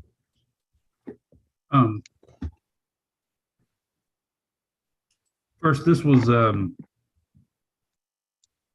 was a cleanup from when we adopted the 2018 building code. The original fireworks ordinance got deleted inadvertently. So through the assistance of Gus, we put in an emergency one for New Year's, and it has to be redone. We have six months to redo it, and this is a preemptive set on it. While we were revamping it, we brought it up to the current state laws as far as distances from the city limits and confiscation rules and so on. All right, so this is just re-implementing our. Yes, Mayor Pro Tem. As Chief Merriman said, the prior fireworks ban was inadvertently deleted in the adoption of the updated fire code. So for New Year's Eve, we put in an emergency ordinance which can pass on first reading if necessary to protect the public health and safety of the citizens of Lamarck. But those emergency ordinances are only effective for 6 months. So at that time, we committed to get with Chief Merriman and his staff on a staff level and come back to council with an updated, because the emergency ordinance was what we had when it was mistakenly taken out. We committed to get with staff to update it and bring it up with best practices and what the rest of the state is doing. And so that's what this ordinance is. Okay, very good. And we timed it to be effective prior to Memorial Day and prior to the expiration of the emergency ordinance. All right, very good. I'll take a motion to approve the amendment of chapter 29. So moved. The effective date. So moved. Okay, we have Councilmember McAuliffe. I need a second. Second. A second from Ms. Yancey. Any other questions? Yes. Yes, sir, Mr. Okay, it talks about the penalty, and I know we had a citizen address it. But all it refers to is section 1-7 of this code. Yes, I that is, don't see 1-7 in the code. so that's going to refer to the Lamarck Code of Ordinances as a whole, section 1. Oh, gotcha. Okay, and what does that refer to as far as a penalty goes? Do we know? That's just a general penalty of a fine not exceeding, or it's zoning, public health, and sanitation fines not exceeding $2,000, and other ordinances and regulations punished by a fine not exceeding $500. Okay. And of course, the council is free to adopt a separate penalty if y'all so choose. This is just the standard one that's in the code that we refer to. Okay, very good. And also, this item is also a administrative follow-up to a previous item that, as Gus mentioned, was left off inadvertently. So as a follow-up item, similar to 9B, this is kind of a cleanup item to handle from previous tasks. If at this time the council would like to entertain changing in any which way, I encourage to do so, because it would be up similar to 9B for the next council meeting to be included for second and final reading. So if you'd like to do some more research on it and discuss it at that time, pass it tonight. It's correct me if I'm wrong, Gus, that's your prerogative to do so. Absolutely. So if you'd like more time, and then we can have that discussion then, and then move it forward. I don't personally need any more time. I'm prepared to approve it, but obviously I do defer to my fellow council people if anyone has heartburn, but. I'm good. I just wanted to make sure I was clear with the. Okay. All right, I'll call for the vote. And I move to, oh, sorry, forgive me. We have that motion in a second. It still stands. We have all those in favor indicate by saying aye. Aye. Those opposed or abstentions? Hearing none, thank you. Item 10 is our consented items, our resolutions. Is there anyone wishing to pull any one of these items? Or otherwise, we'll consider them all under our consent agenda items. Okay, if hearing none, no one wishes to pull them, I'll take a motion to accept all of our consent. In this case, they're all resolutions. So moved. I have a motion to approve all of our resolutions under consent agenda. I need a second. Second. We have a motion made and seconded. Any questions? Hearing none. All those in favor indicate by saying aye. Aye. Aye. Those opposed or abstentions? Hearing none, thank you. Item 11, Kira, if you'll introduce this. Can you hear me? Yes. Okay, sorry. So item 11 is 11A is appointments and removals of boards, commissions, and committees. This is a standard item on all of our agendas. This month, we did take a little bit of a different approach, and I received all of those nominations ahead of time. And give me just one moment. We are having technical difficulties here. I'll just read them out, and then unless you all have any additions or subtractions, they would just be taken as one motion per usual, as appointments are not an item of discussion, if that's the pleasure of the council. Yeah, Kara, I don't know. You don't have my alternates yet, right? I do not have your alternates. I do have your board appointment for the Public Safety Committee part. Okay, but you don't have my two alternates for that yet, right? No, sir, you have not submitted. Okay, do you want to list the names of those that you have, and then I'll follow you with my alternates? Yeah. Okay. Just one moment.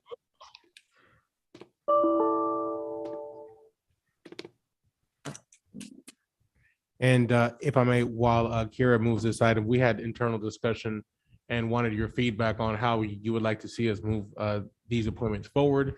Would you like to see them listed under appointments as they are now, or would you like to see them all under consent so we can vote them all at that time? I think they should, I think we should stay the way that we are right now. I agree with Yeah, let's slow down a little bit on those types of changes until we can regroup and understand a little better. Understood. Yes, sir. For the Public Safety Building Committee, I do have mayor's appointment as Mr. Willamon Smith. District A's appointment as Jeremiah I apologize if I butcher his last name, Narcissi. District B's appointment is Lindsay Gonzalez. District C's appointment as Sally Austin, and District D's appointment as Mr. Morris Martin Jr. I also received an additional appointment from the mayor to the Building Standards Committee, moving Ms. Delon Delafosse from an alternate to a full-time member. Are there any additional appointments at this time?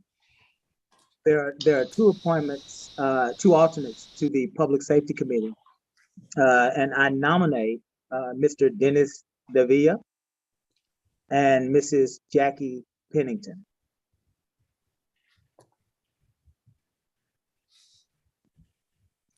All right. I have two more appointments as well. I would like to nominate Miss Beverly Sumlin to the Planning and Zoning Commission. And I would also, oh look, Beverly's here. Yay, Beverly. And also I would like to appoint Miss Alana Brown to the Keep Lamarck Beautiful Commission. Is she just?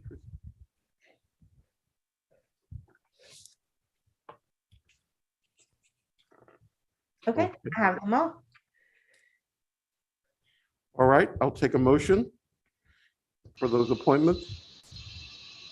I move to approve. I will second Ms. Yancey's motion. And we have a motion made and seconded. Those in favor indicate by saying aye. Aye. Those opposed or abstentions? Very good. Thank you. Item 12 reports. Mr. City Manager, I'll turn it over to you. Thank you, Mayor Pro Tem. As an introduction of a custom that was done here previously, we are reintroducing manager report to provide updates on not necessarily action items, more for items for information and for public knowledge. That being said, we'll move directly into item 1. We received, directed by council, staff received action, a request for an update at the previous meeting held on March 14th for us to have a better look at, to evaluate where we are as a city at this time on this study. Truth is we do need more time to further review this.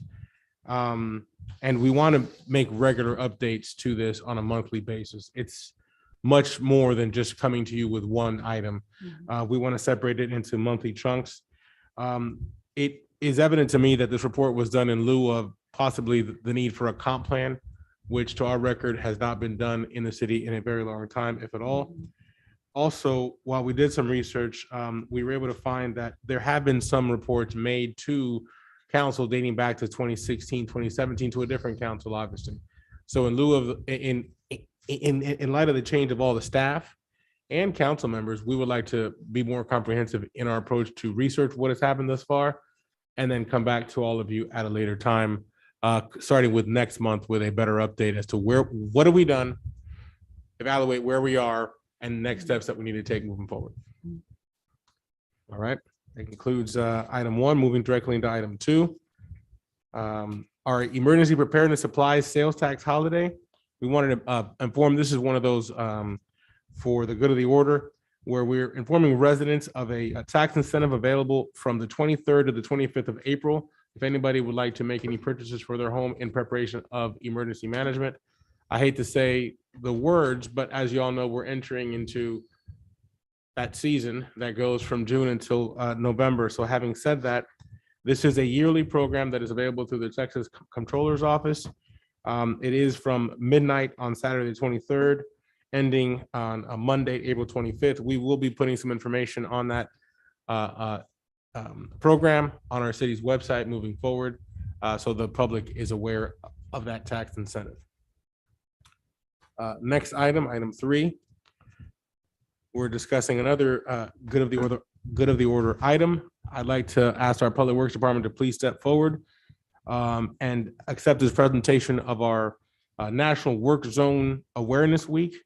And if any of our public works staff would like to discuss that, this year's week runs from April 15th, from the 11th through the 15th.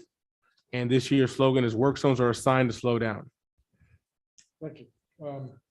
Shannon Bro, Operations Supervisor for Public Works, and I'll cover the maintenance side. So between our staff, about 35 people, we have city staff out on city streets. This week is just a reminder for the citizens that people need to be careful around work zones. Every year, unfortunately, people are killed and injured in work zones, not only workers, but also the public. We're very much aware of all the work zones going on at I-45 with the big TxDOT projects, but we also have a lot of people out on the streets every day, working on the streets, maintaining streets and water and sewer. So it's just important that people keep their focused on those work zones, make sure that we're trying to make sure we're doing a good job setting up good work zones for the public and for protect our staff. Just a few numbers to keep in mind. There's a work zone memorial actually that floats around the country. It's been about 1,500 deaths since almost 1,600 since 2002. In Texas alone, I brought some little notes. 2020, there was 150 fatality crashes, 168 deaths, and worker fatalities in the United States was 135. In 2019, 124. In 2018, those are the latest numbers. Injuries were around 800 to 900. So it's something that we hope everybody pays attention to work zones and keeps our guys safe and keep the public safe. Thank you. And Rick, the posters here up front, if we could have you identify the poster, make sure that we hang that up at our city hall and our public works departments. Nationally, this program is shared once a year. It's something that we need to be cognizant of so we can keep all of our staff safe. So if we could please do so, we'll share it for a public view. Posted up at Public Works and this is at City Hall. We will also make sure that we put this information out for public awareness through our city's website and our social media. Very good. As a reminder for safety. Thank you. Thank you. We want to keep you safe too, right? Thank you. Thank you, sir. Thank you. Item number 4, if I could please ask Ms. Amy Miller to come forward. As she prepares for her brief presentation that we'll also share on our screens. This is part of our rotation of departmental updates. You had police report under our public safety and our library. In light of the fact that National Library Week is this week, we saw it fitting to showcase all the efforts of our library team and all the great work that they do for the city of Lamarck and their residents. Ms. Amy? Good evening.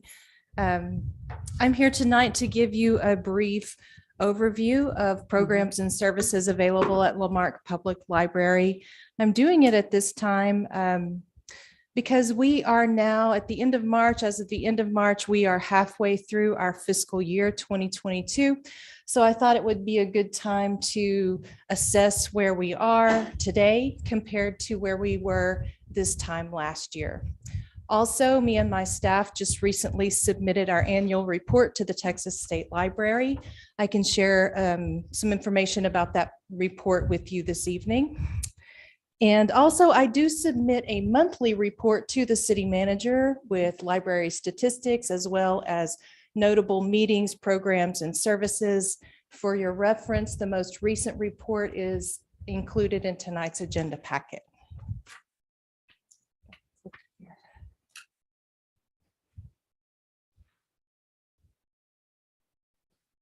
There's just a line from our library mission statement.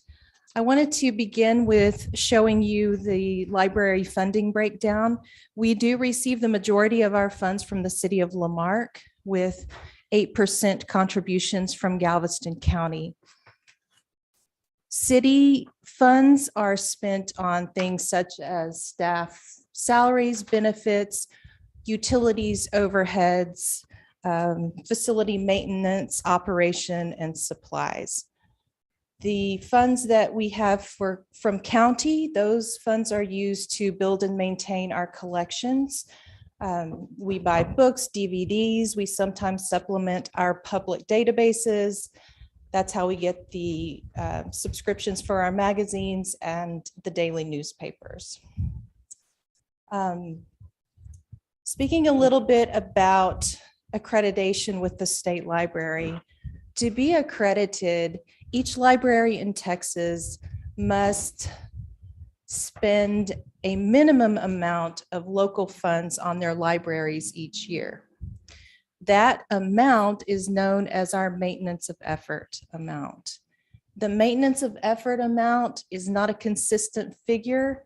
It is a rolling 3-year average, but it is the minimum amount that local entities need to spend on public library to maintain accreditation.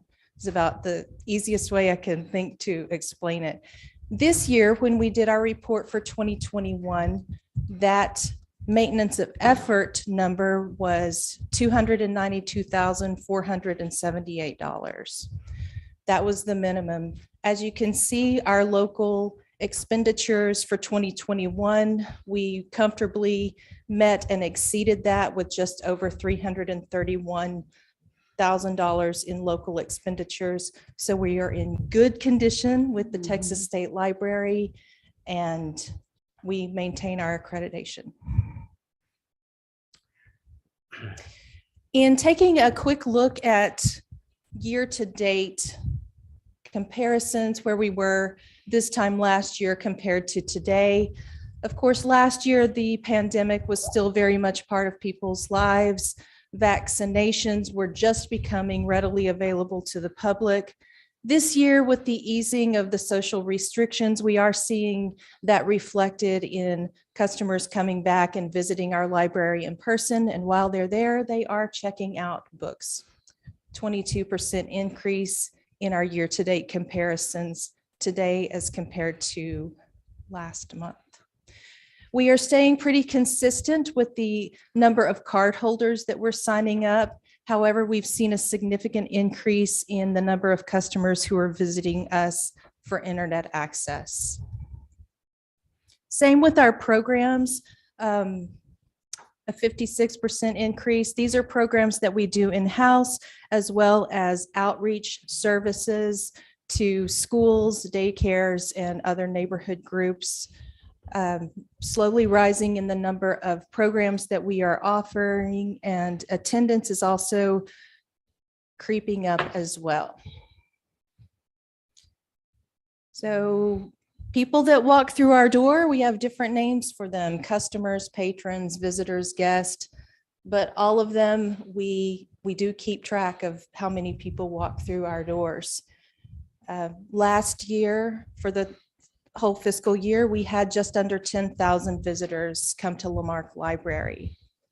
This year, year to date, we are at just over 5,000. So I think we will exceed our door count as compared to last year. Just some common questions we get. We are sitting at just under 12,000 registered account holders for our library. These are some statistics that were taken from the 2021 state report, and also frequently asked questions that I get from visitors as well as tour groups that I give tours to. How many books do you have on your shelf? So those numbers include physical books as well as downloadable ebooks and audio books. A few other facts. We have 8 public access computers. We have 4 full-time staff, and we are operating in a 6,000 square foot facility. The last few months, we have been down to 3 full-time staff, but we recently hired a new youth services librarian, and they are scheduled to start with us next week after Easter. So we'll be back to our full staff. I love this report. I love pulling this figure because it shows a real dollar amount of what our customers have saved by borrowing items from their public library instead of paying out of pocket for those DVDs and books. Unfortunately, our software doesn't account for downloadables, If it did, that number would be much higher because our downloadables access numbers are increasing. And also, I was preparing this report about 9 days ago, and so that doesn't account for the circulation we've noticed in the last 9 days. So likely it's maybe over 50,000 year to date at this point. Libraries and books go together. That's usually the first thing people think of when they think of public libraries. But I like to call your attention to some of the other programs and services that we offer at Lamarck Library. First of all, here is a sample of some of the wonderful databases that are available free with your library card. I like to describe Hoopla as Netflix for books and audio. They also do have TV shows and some movies if you don't have streaming service. Tutor.com is a wonderful resource that we promote with our students. If you need help with your homework, you can log in and chat with a live tutor, and it goes from elementary age all the way up through college level on any subject. The Chilton Library for auto repair, that database has replaced those big, bulky, hardbound repair manuals that took up so much shelf space in our building. Now you can pop onto the Chilton Library, put in your vehicle's make, model, and year, and get some diagrams and some instructions for doing your repair. The TextShare database, that symbol, the TextShare database is not just one database, it's a whole other library of other databases that are available, again, free for library card holders. TextShare databases are wonderful when you're trying to do in-depth research and find those good sources. We all know that there is certainly a lot of information available on the internet, but is it accurate? Is it credible? These are things to be aware of, and those databases can offer that.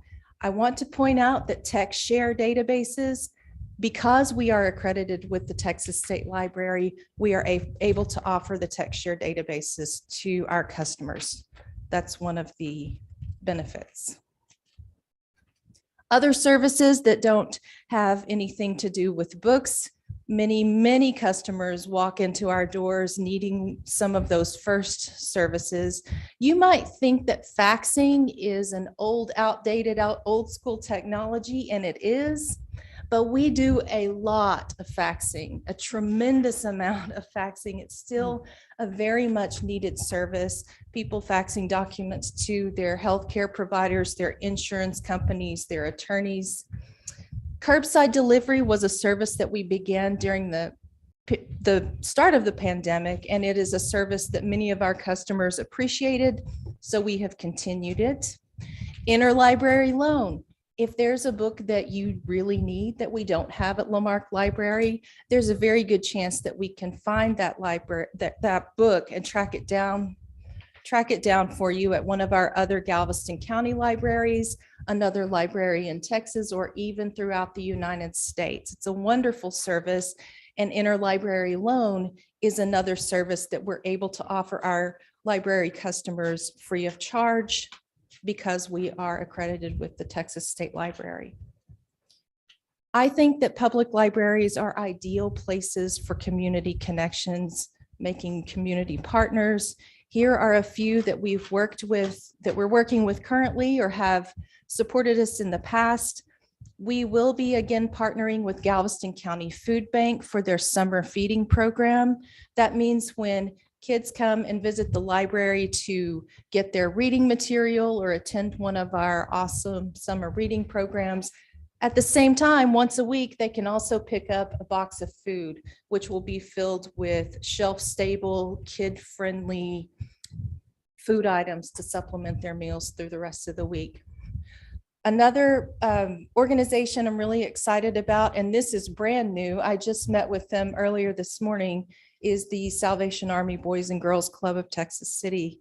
Either me or someone from my staff will be going over there once a week and doing story time and early literacy activities with the younger children in their after-school program. So we're getting that rolling in the next few weeks. Here are a few recent programs that the library has been involved in. Big Brothers Big Sisters of Gulf Coast is another fairly new partner. They come and have their events at our library. We host them. They have seasonal events. This one was just from a few days ago. There were crafts and games and food. World Read Aloud Day, we partnered with Texas City ISD, and our staff, as well as some staff from neighboring Galveston County libraries, came over and joined us at the Haley Elementary Library. We set up reading stations where children could go and hear different readers and just celebrate Read Aloud Day together. Fall Festival is one of our really popular fall programs. Usually takes place the Thursday before Thanksgiving. It's a great night to come out for free trunk or treat. We usually have face painting, pumpkin painting, other seasonal activities. Fall Festival is also a perfect opportunity for people to come out and interact with other city departments. The fire station comes out, they bring a fire truck, you can look inside the ambulance. You can interact with police officers. Sometimes Public Works even brings one of their cool vehicles too. So Fall Festival will definitely be coming up. Summer reading is one of the biggest initiatives that we do at the library. Last year, the summer reading theme was an animal theme. So we thought it would be fun to have a petting zoo for the end of summer party.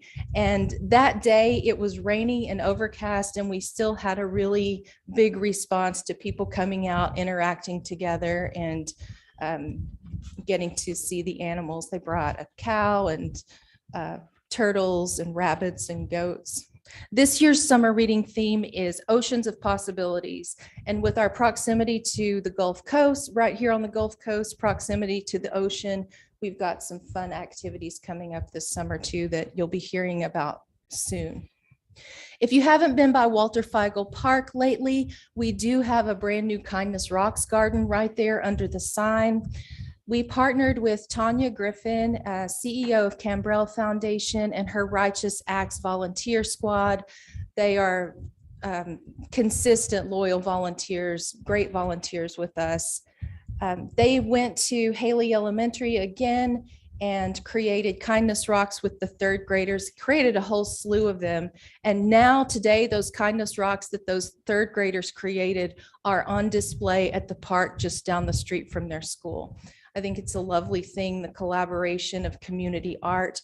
We've recently set up a creation station inside the library where members of the community can come and go, make their own Kindness Rock and contribute it to the garden outside or to one of the other Kindness Rock gardens throughout the area. We are open 40 hours a week to the public. Our hours are a little bit different than City Hall. We do stay open a little bit later on Thursday evenings. If you need our services on the weekends, we are there on Saturdays from 9 to 3. That's the end of my report. I just want to be, on behalf of myself and my staff, thank you for your support. I've seen all of you out at some of these events that were pictured here tonight, as well as some that weren't. And yeah, I appreciate your support. Again, if you need a library card, we can get you set up with one. I can give you a tour of the building, talk with you more in detail about the programs and services we offer. And I was going to say something else, but I can't remember what. That's all. Very good, Amy. Thank you. Thank you. Thank you very much. One of the things I do want to say is that we would like, as we get ready for hurricane season, we went to TML and went to a class about how the library system has become a center for information, where to get water, where to get hurricane items. And we, in the past, I've been here now for I think two different hurricanes. We didn't have a central place where we could get information. So Mr. Garcia, we could make the library that central place where residents can, I mean, that's my vision, especially after seeing it done so well at TML during the presentation, how public libraries, especially for those on the coast, are becoming the center of information when it comes to emergency information, where to pick up water, those type of things, which is what you're kind of already doing, but just in another capacity. But because we've had so many storms, maybe that's something we can prepare for, to work with the Red Cross and other individuals, so people will know the library is not only just for learning new things, but also a place of refuge, a place of information. So we'll know, because people are not going to church. They're not going to the different churches like they used to. But if everybody knows a library is where we can find out information where to go, so maybe we can look at that for this coming season. Absolutely. And I must say, in my short time here, Miss Amy Miller and the entire library system has stepped up to the challenge on several items. Some of them to include the fact that we don't have a established Parks and Recreation Department, which would normally serve as that social services component that you're speaking of. So they have taken that approach, and they've been doing it all this time, combined with the fact that our EMS department is currently at this conference with Mayor Bell to bring back some information so we can be a better city when it comes to offering some of those social services in case of need. So duly noted, ma'am. Thank you. Oh, I do remember the thing I was going to tell you. I mentioned about the state report that we do every year to the state library. I do have a copy of that report. If you're interested in looking at it in more in depth, I'm be happy to email it to you if there's interest. Thank you. All right. Definitely. Certainly. I'm interested. Well, thank you so much, Amy. Outstanding. Thank you. Thank you to our entire library department. And again, in celebration of National Library Week, we felt it prudent to bring that to showcase what they've been working on all year, more of as an annual update.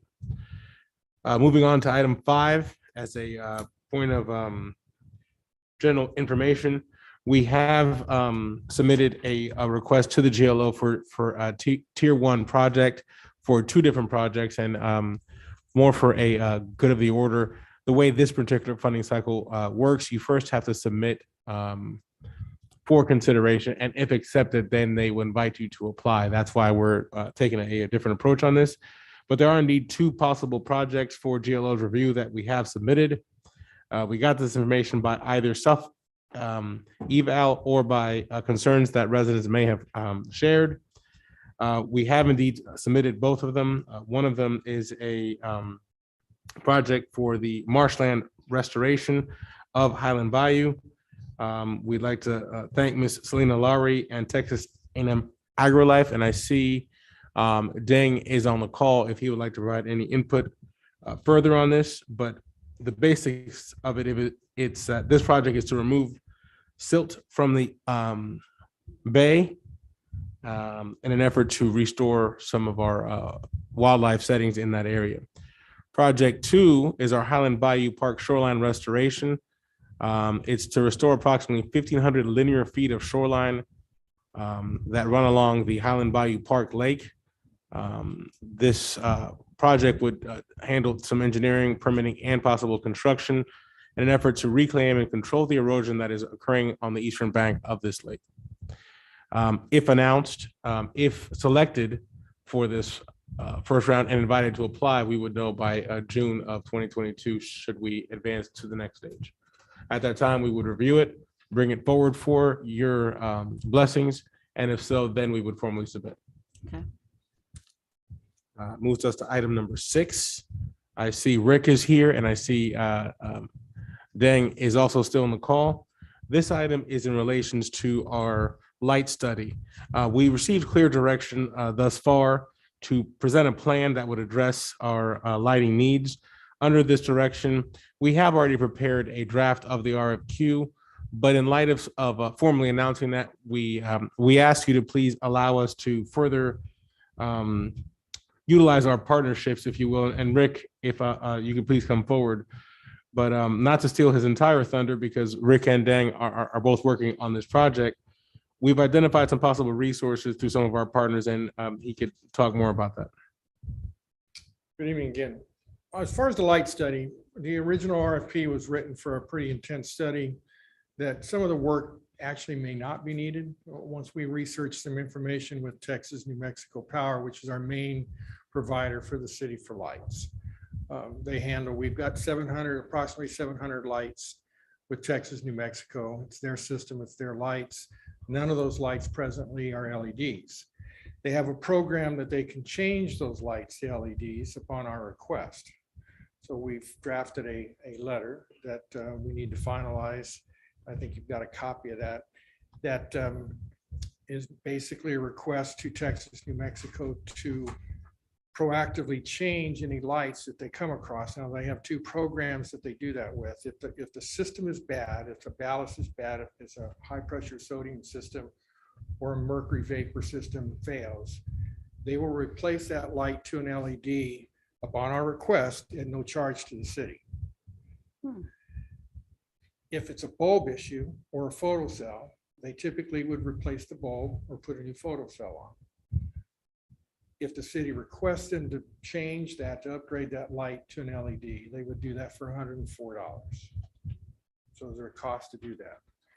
If we did all the lights in the city at 700 lights and paid the $104, it'd be approximately $700,000 to change all the lights in the cities to LEDs. Actually, point of clarification, 70,000. Yeah, sorry. Roughly. Good. A lot of money. Yes, sir. Centerpoint, I'll shift over to Centerpoint here real quick. Centerpoint has a very small area of the city that they provide lights for. It's mostly in the new subdivisions. The spacings are a lot closer. I do not have the numbers from them yet. I've reached out to them, but a majority of those lights are most likely already LEDs. They may not all be, but they might. I don't know if they've got the same program to change them, but as far as the Centerpoint situation, that's a very confined area of lights. And like I say, the spacing is a lot closer in all those subdivisions. But Texas, New Mexico is probably the big dog that we need to be working with. They handle all the lights on the eastern side of the city and also the rural western side of 45. So our approach is if the council agrees and so forth, wants to move in that direction, it'd be a matter of issuing this letter to Texas, New Mexico Power and requesting them to start this LED conversion process. They sent me some recent information. According to their tariff, they can do about 1,000 lights in the state a year. So I had actually asked them a more robust approach to changing lights proactively in the city. Perfectly good operating lights. Would they go out and change a perfectly good operating light to an LED? Yes, they would. However, there's some time restraints and on them to be able to do that because generally they're bounded by their tariff rules of 1,000 lights in the state, not in the city. I originally thought it was the city, but it's not. It's in the state, in their service area. So it's going to take a few years to get the lights changed to LEDs. They would do some at no charge to the city. Other ones would be that $104 charge. And also just to piggyback on that, this was why we thought it was prudent for us to look at different forms of attacking this particular project, because there's no sense in doing a study in a full realm when we already have part of the solution and we have a timeline of what it would take, an approximate set of costs of how to expedite that. In doing so, we may be able to get the study and a good part of that LED conversion done with the same amount that the original light study would have cost us. We would still need some, not to interrupt, but there would Sure. still be some work needed to determine where new lights are needed. Absolutely. But by reducing that scope, we felt it prudent and a better use of taxpayer funds to, how would I say, spread our dollars a little bit more and also to be more efficient. In addition to that, we have we had the liberty of having a meeting with TxDOT on a different subject matter last week. And as a part of that meeting, we were able to potentially bring back some resources to expand the lighting on all of their corridors. So in doing so, we would like to have further discussion on that with them and bring that to light as well, allowing us at least one more meeting to do so. We can then release a much more concise RFQ and hopefully a strategy of how we're going to attack the results that we already know are going to come from that light study. So what we're asking for tonight is our recommendation, allowing us to continue to use all of our current resources and partners to get those upgrades done, authorizing staff, both Rick and myself, to sign this letter and send it to Texas, New Mexico, so that we can start that process we know is going to take more than 1 year.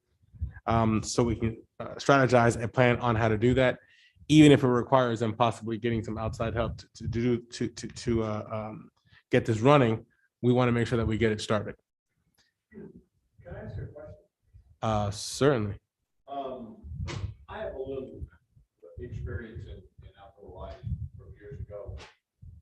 When they convert these over to LED, will the monthly charge go down also? Since they use less electricity?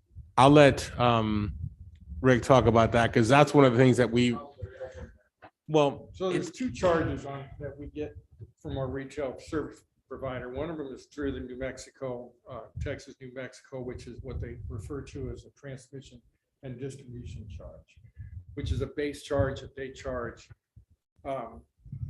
to us through our retail service provider. Speak it to the microphone. To recover their costs of producing power. That cost on an LED bulb actually almost doubles. So right now we're paying like $6 something per month. It would actually go closer to $13 dollars per month. So that T&D charge actually increases from Texas, New Mexico. However, from an energy standpoint, an LED bulb uses about 80% less power on a wattage per wattage. So you save a lot of money on the energy charge. I don't have the exact numbers, what that would be on, say, a 100-watt bulb right now. I'm working on getting that, but certainly there's a tremendous savings from an energy standpoint from kilowatt usage. That is what we're paying for, which is 4 cents for our service provider. So that rate would drop. There's some feelings from engineering from then that there's a certain trade-off there. There may not be a huge savings seen right away, but those savings compile over time. And Texas, New Mexico's T&D charge could change, could decrease based on economics and things they're doing on their end. Certainly, and if you would allow us to proceed as requested through our recommended list of actions, and if you allow us to proceed, then we would like to do so and then bring you further action at next council meeting. So are you asking this letter?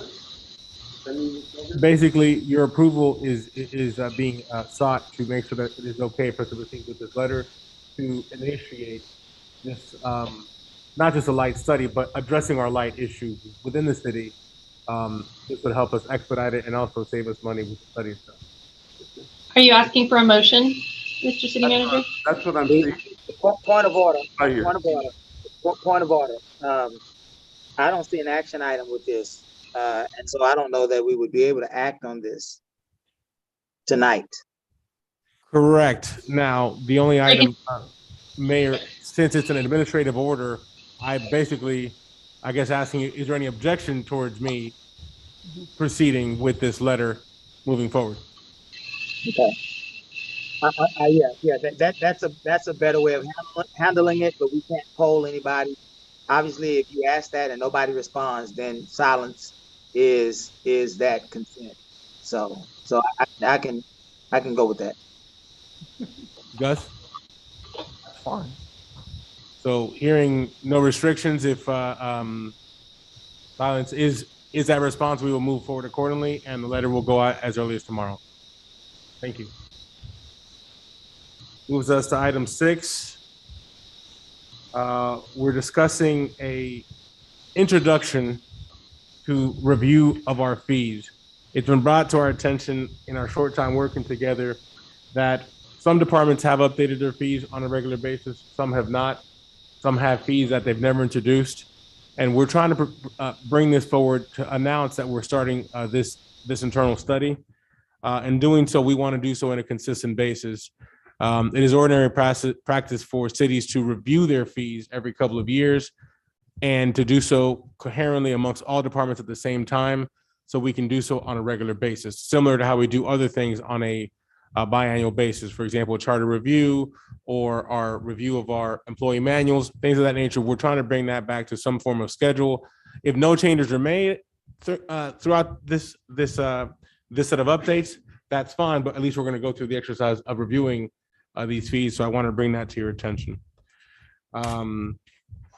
Next item, last item, I see Ms. Patty here, Ms. Patty Reese from our Human Resource Department. We wanted to formally announce what's already been announced through our social media and our website, where we are announcing our summer internship posting.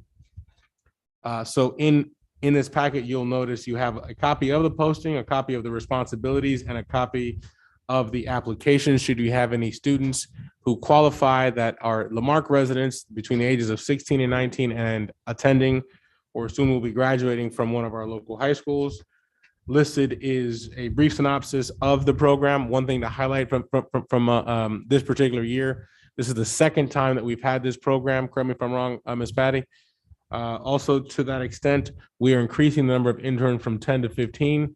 We've noted a way to do so and create more efficiency with the program.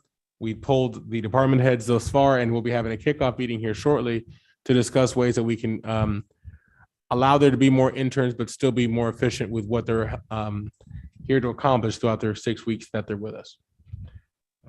That being said, that concludes our manager report. Unless there's certain questions. Let me ask you, I noticed these schools on the internship, part of our school district, part of our city lines also include the Hitchcock ISD. Hitchcock and Santa Fe. Yeah. You included Hitchcock? Yes. Oh, okay. Hitchcock and Santa Fe have and or will be resent the posting as well, because we made some updates to the posting. So it'll be resent out to all those schools and sent out on a continual basis so we can identify who our Pied Pipers are at each one of those schools so they can help us promote that internally. Is it also going to be listed on the TWC website as well? So that's another avenue to have it listed with TWC, with the Texas Workforce Commission. You can also have it listed there as well. Thank you. All right, very good. Thank you. That was quick.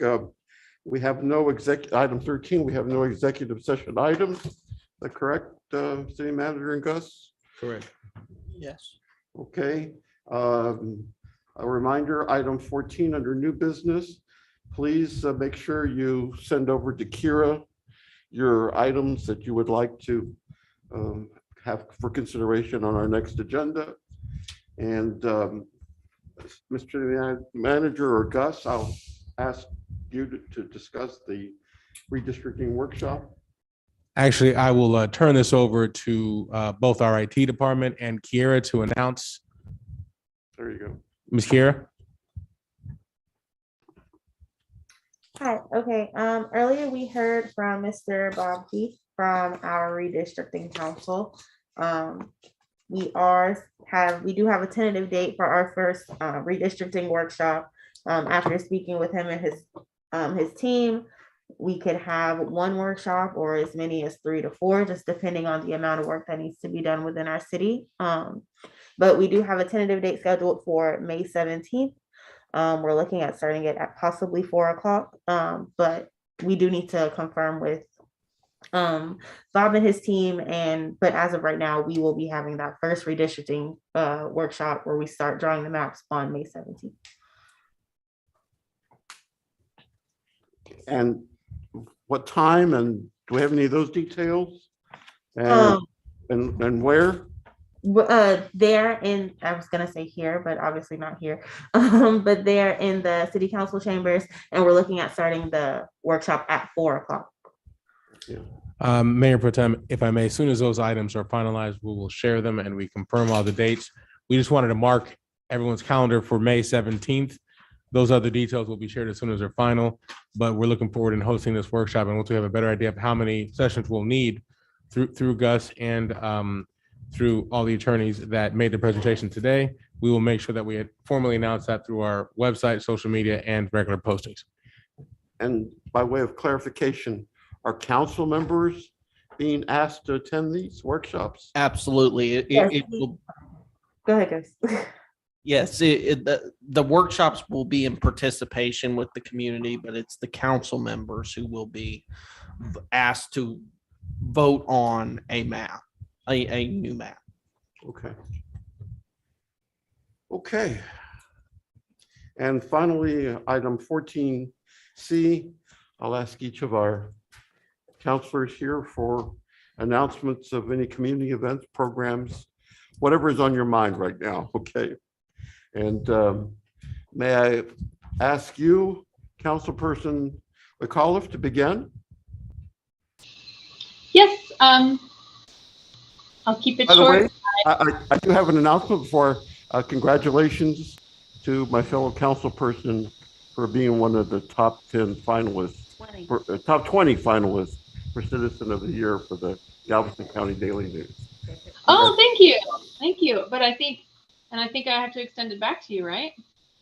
Right. Yeah. All right. Yeah, so he's here. nominated too. Yeah. Oh, Yeah. Congratulations to both. Yeah, Absolutely. It's a great honor. Good And news. Great hopefully news. we'll have Good more job. report on that soon. Congratulating me, so I congratulate you.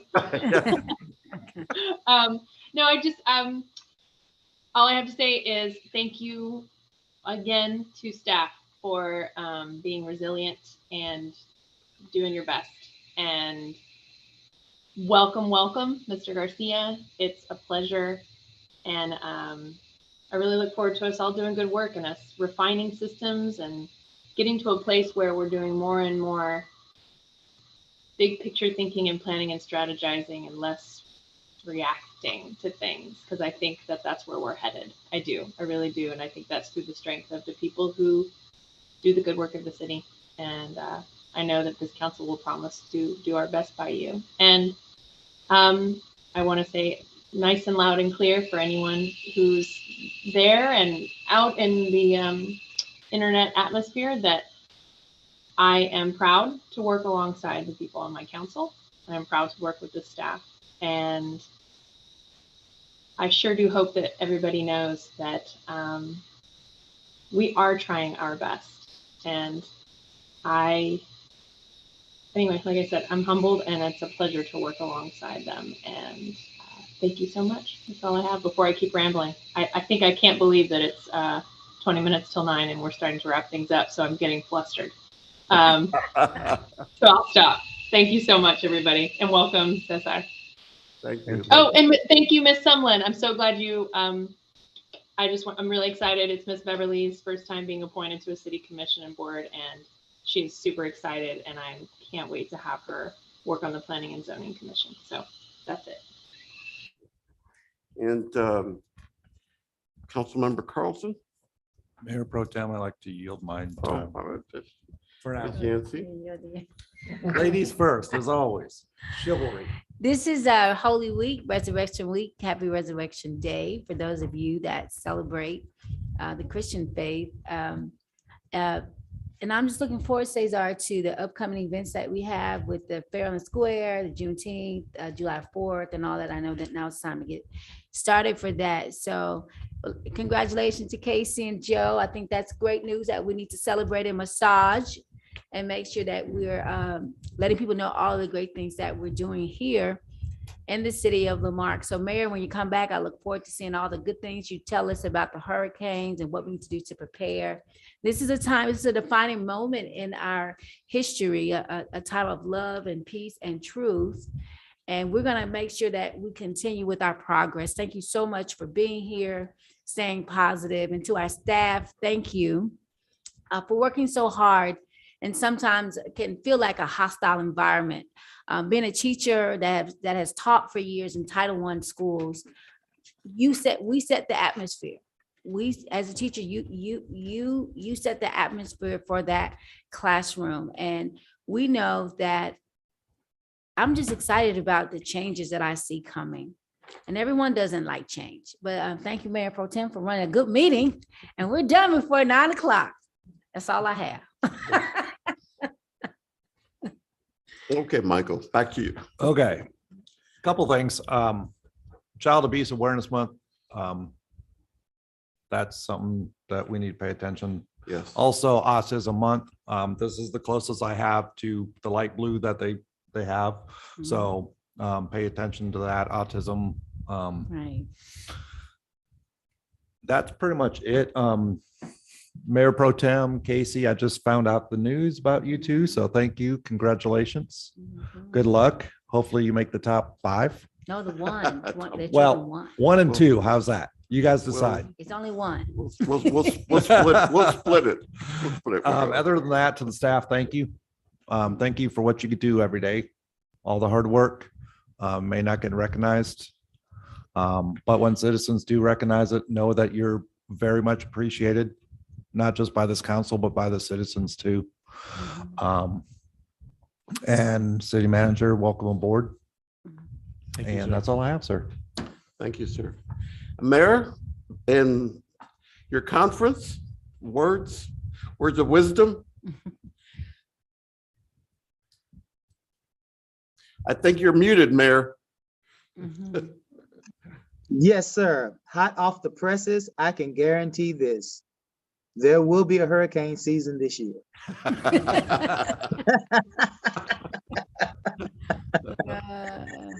And certainly the planning is underway. This year's conference is a little different in the fact that it is being held at its normal time and its normal scheduling. And we're excited about what we're here to discuss and share with other folks from all over the coastal areas and certainly from areas within the Caribbean. And so we're thankful that we can share with folks and compare notes and understand the issues we face. I wanted to say this. I wanted to thank the Painted Meadows neighborhood for inviting me to their Easter egg hunt on Saturday.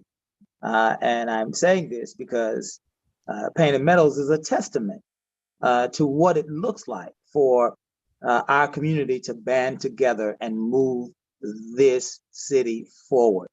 I saw many people working together, smiling faces, appreciative of the opportunity to share with their children. And that was important.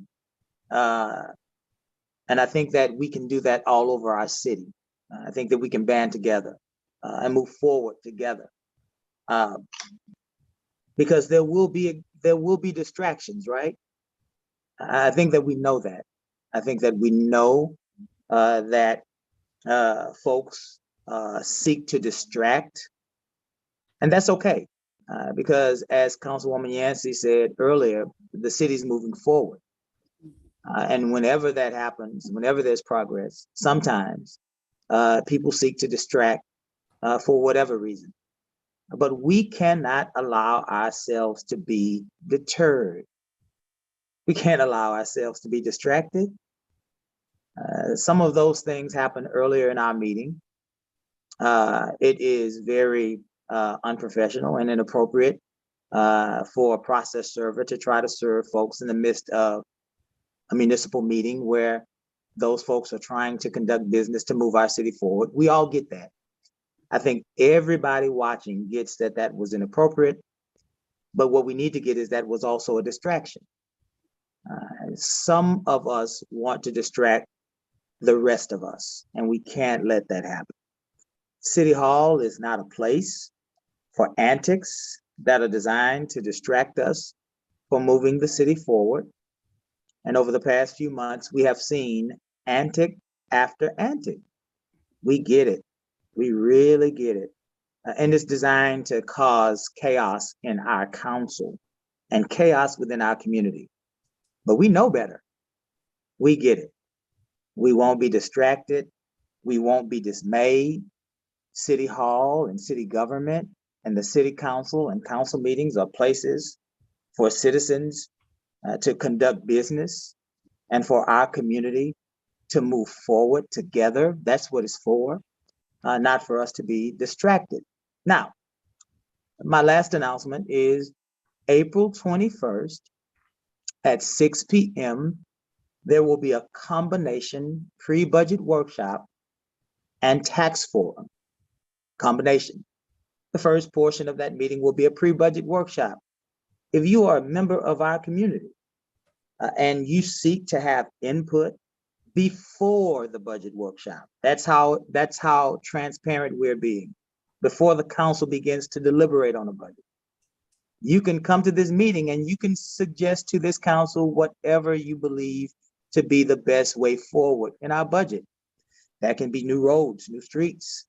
That can be better drainage. That can be more manpower. Whatever you believe will make this city better, you have an opportunity, April the 21st at 6 p.m., followed by tax forum.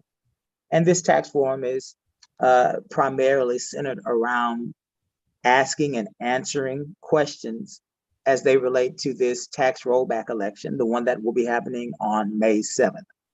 The council has acted, and we believe that we have acted according to the citizens' concerns. And now it's up to you. It's up to our citizenry to decide what is the best direction to move this city forward. And I am asking you to attend these meetings. And I'm asking you to do your due diligence, because you nor I can take or should take anybody's word about what's best for us individually in our community. You shouldn't take our word as council. You shouldn't take the community's word. You should do your own homework and do your own due diligence. And we know, friends, we know that on social media, there are all sorts of different takes on what's happening in our community. We know that there is very little factual information, very little evidence. And so we take those things, like we always do, with a grain of salt.